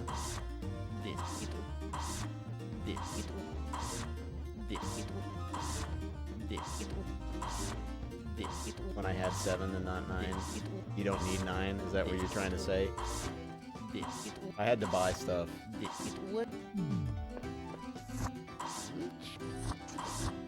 Oh. Hi. Were you wrong? Did I grind for 10? That's a... Well, it didn't really matter much. It only cost me like 7 seconds. I got another one on the next set of bees. What? I am... Is this okay? Oh. So you were worried. Okay? But, I mean, you were right, I think. Is this okay? Oh, it's okay. It didn't really matter. I only needed 8 for this grind anyway. I just got 9 to be safe because I already had the boots and the armor. Is this okay? So if I had 8, it would have been okay. Is this okay? I was also pretty sure you were right too. But yeah, more hover. Skip a lot of the dungeon this way. Lots of puzzle. Oh yeah, here's something, a change that I made. I don't know if other people did this or this was just a Diggle thing. I did the shop before getting the ring because I found that the cycles for the rotating platforms work better if you do the shop first. So you get the ring and then you come out, right? And then you're sitting here and it's coming out and it's right here. If you do it the other way, it's like a full rotation. This one, it's a half rotation, but even more than that, when you do it this way, you always have to wait here, regardless, but the cycle on this one is immediate. Like, you're barely waiting. And then, if you do this segment really well with the mirror clones...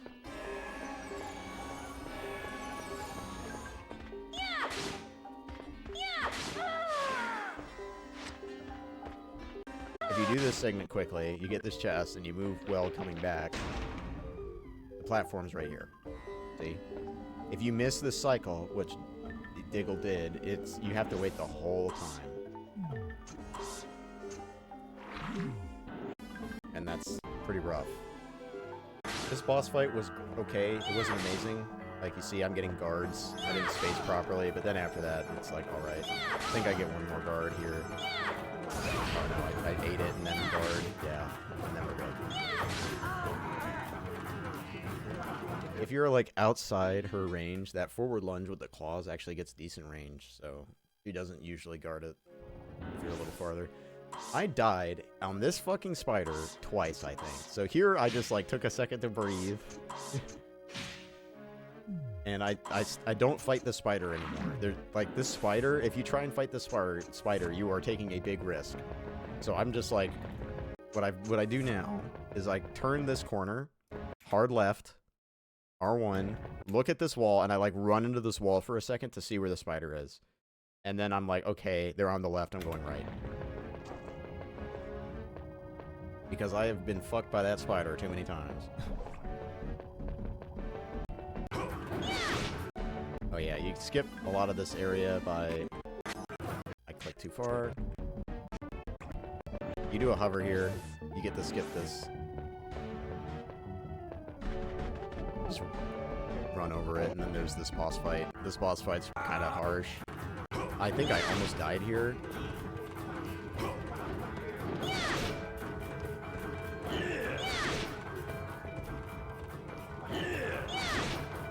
Oh yeah, skiing is a kind of an important technique.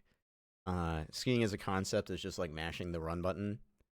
You'll see, like, I'm gaining power while skiing, but I'm also getting most of the movement speed of running. It's a pretty big deal in bosses. Especially when you're at, like, full health like I am right here.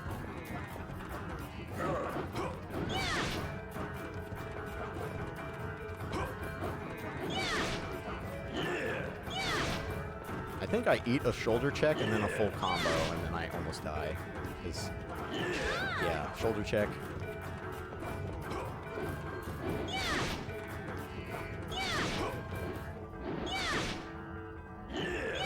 Okay, no, that was a different run that I almost died.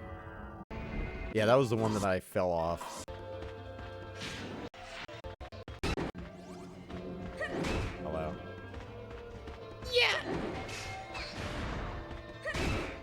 I'm clicking allow, but it won't let you say it. What do I do?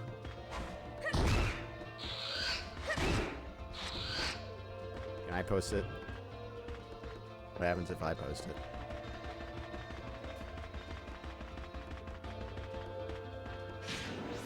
Yeah. I'll show you a clip. That's pretty funny. But I'll hold on. I can actually load this clip up. Here we go.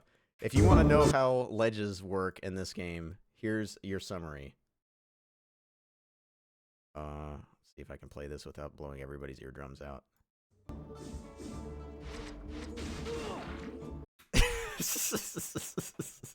One more time. This is how ledges work.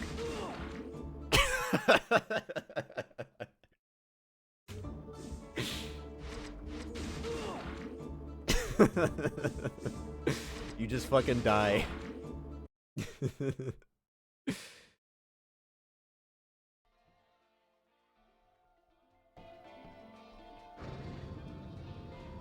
That happened to me so many times running this game in this last week. It's so annoying when it happens. It's really funny to see after the fact, but in the moment, that is like nightmare. Nightmare fuel. And I had a run that got all the way here, and I fell off here. So like an hour and a half in the run. There's 20 minutes to go, and I fell off here. These guys knocked me off.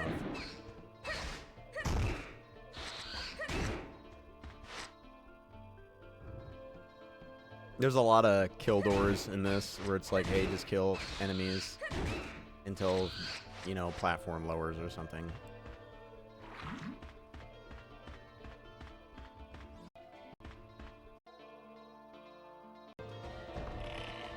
These guys are kind of scary. Your power being on E is really good here, because if your power's on E, you have enough health to take a punch from them, but you're more than likely to lock them down with your attacks. So being at E health is really good against the giants with Charlene.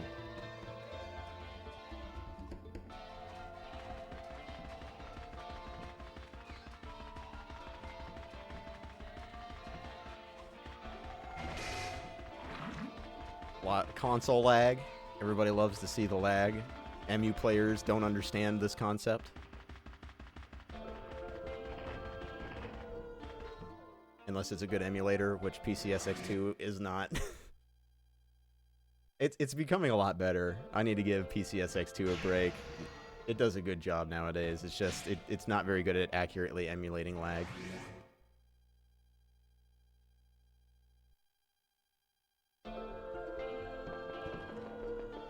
I took this easy. At this point, I'm not trying to corner run.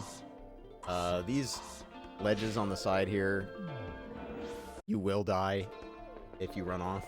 And the camera, because the tight corners and walls here, does not like to cooperate. You see, I tried to get a straight camera here, and it just shifted right.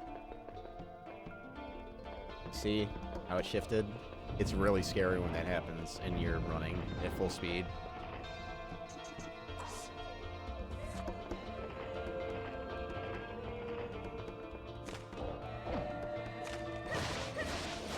Charlene is a katana user. She spec'd into Dex.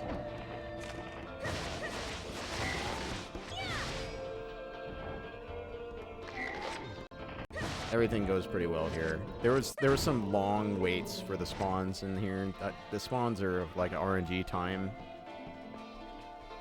Sometimes you just won't see a spawn for like 2 minutes. It's really sad. That's why I say, like, this is not really a game to take super seriously. It's because just stuff like that. It's a fun run. But, like, stressing about RNG time loss, this is not the game for it. Yeah. He's a longsword player. This guy... I need to figure out how to do this guy better, because I've never really gotten it. I know I want to see the ice attack. I want to see that. Because I usually hit when that happens. But, like, a lot of the times, like, arrows just, like, go through them. You'll tell, like, when she aims down like that, she's gonna hit.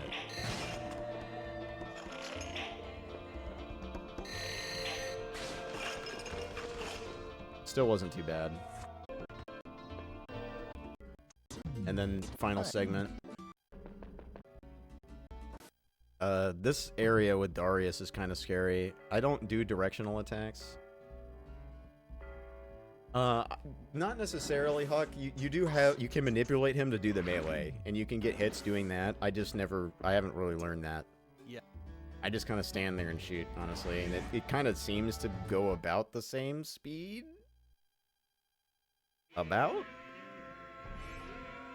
This fight is kind of scary. How this fight works is the fairy will fly around, and if you get close to the fairy and you're like right next to them, they will do this thing where they try to destroy a part of the floor. This is this is when you can attack.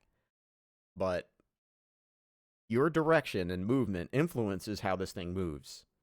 So you can kind of chain this move over and over, but it's not always going to work. And even if you did do it, you'd run out of road before the boss dies. And I've seen other players do like a directional attack here. The thing I do not like about the directional attack is the way this game takes directional input. Sometimes you'll just like whiff. And it doesn't matter how good you are, sometimes you're just going to whiff. And if you whiff and the platform's gone and you just barely miss, you fall to your death. I had it happen when practicing, so I just do the neutral attack. And I find it easier to time as well that way. So you see how they came towards Darius, and I hold like on them, they do the attack again. You can kind of chain this, but it's not going to go forever. Like here, you see I got it again, but I had to chase him.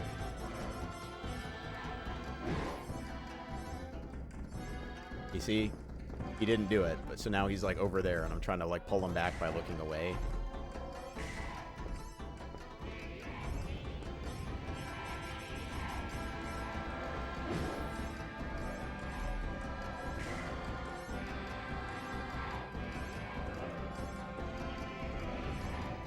But that's basically the best you can hope for, is just hope that he doesn't do that too often where he flies away. Just try and stay near him. But you can't chase. You do not chase him. If he's facing the other way and going away from you, chasing him is the worst thing. Because he'll go all the way to the edge.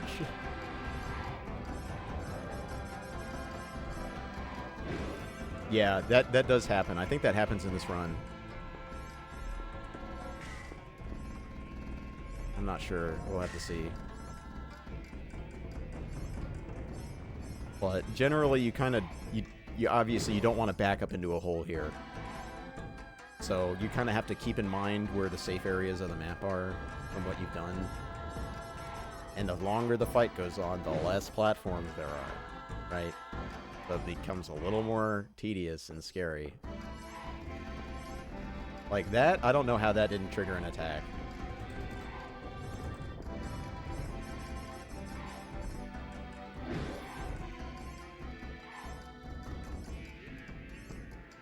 The thing, though, is just I don't want to chase him. And every fiber of my being wants to chase him. So I have to be like, don't do it. And here I'm like deliberately moving over here. You see? He did it. He did it over the same platform.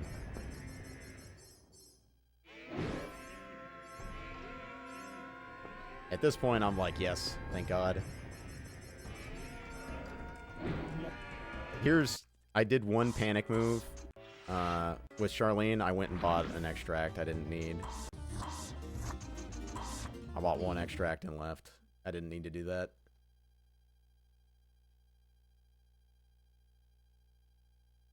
If you get really bad blocks, maybe on the boss you could use that, but...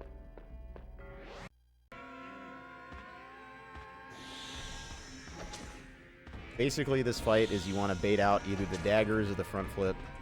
He falls to the ground, you can hit him. Sometimes you can get the full combo. He gets on the ground like this, it's a little weird. I love this, though. He has this bug when he's backing up guarding, where he's like... I love it. He just exploded.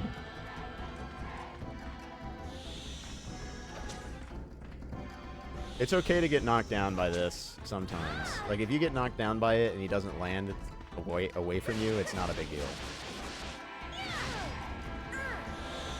But getting full combos without him blocking here is really nice. I got 2 full combos. I'm trying to manage my power meter here, but I'm not getting the bar back. I needed to be doing more. There we go, I got the bar back. needed to be walking more and doing more strafing. Yeah, this one he blocks. Yeah, if you get there late and from the front, he blocks after 2. Sometimes you can get a full combo that way, but most of the time from the back, if he falls fast, that's when you get the full combo. You see, that it didn't really matter that I got knocked down there because he didn't land. I didn't have an opportunity to attack. You can hit him from the air with like a regular attack, but he can block it in the air too. So yeah, you know, like I said, the Charlene's pretty good. Like, it's like 43-30, which is the best Charlene I've had. But this Darius is just sad, man. It's definitely possible to get like a 39, but the RNG in both segments is so high that that would require a significant grind, like a real grind. But this game's fun. Okay, it is midnight. Jesus. Are you okay? Took way longer than I Sienna? thought. Oh well. Tomorrow's Sunday, so She's it's not like I got anywhere to be. Isn't she, Darius? Isn't she? Oh no. No, this can't be. Don't cry, Charlene. I'm so sorry. It was destined to end like this long ago. I put it off as long as I could. I was a selfish I want to watch mother, the credits because this trying game to has some never forgive fucking me. sick, nasty credits. Or ending scene, I guess. Darius, I couldn't do it. But you can. Because you're not alone. Not like me. The quest will someday be a symbol of hope. Oh yeah. He's got the funny berserk crest. With the last of my dying powers, Sienna! Thank you. I saved Charlene thanks to you. All because of your help. Oh no. Thank you, Darius. I'm just waiting If for the oh cycle no. permits, we'll meet again someday. For now, goodbye.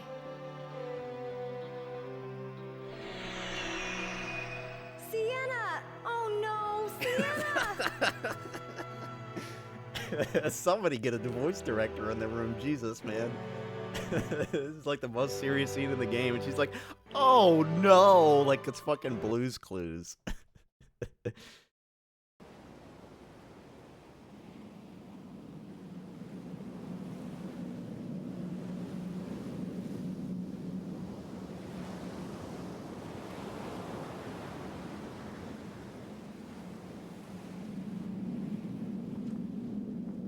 There's an undub of this game that I want to play sometime.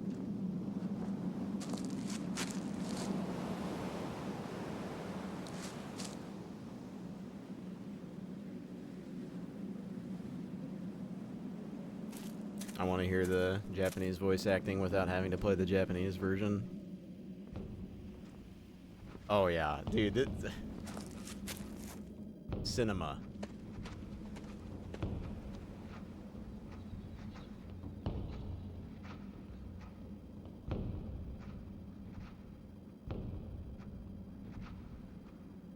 Peak.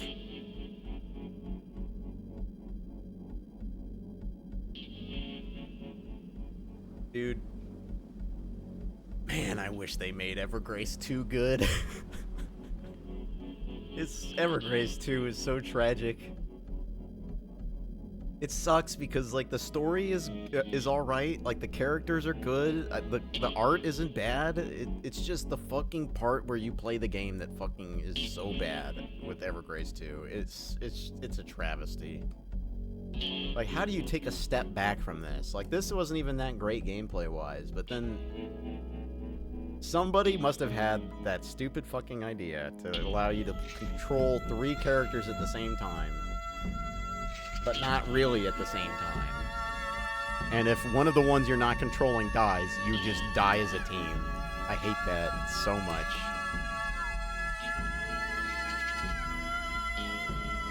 Really just incredibly frustrating.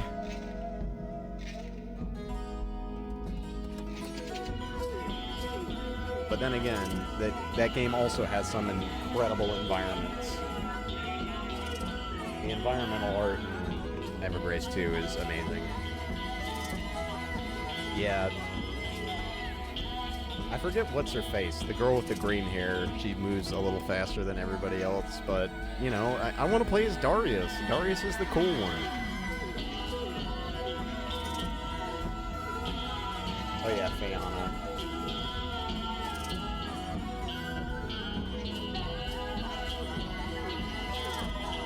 At least Darius gets to use the pancake, the pancake flipper.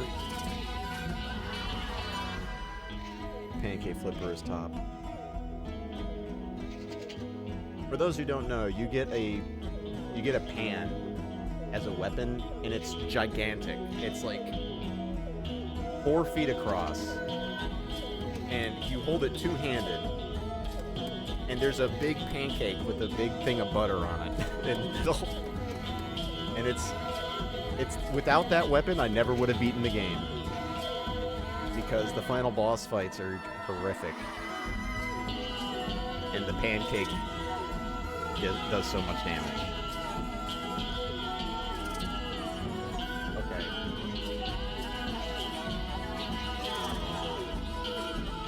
Alright, well, I'm gonna end the stream.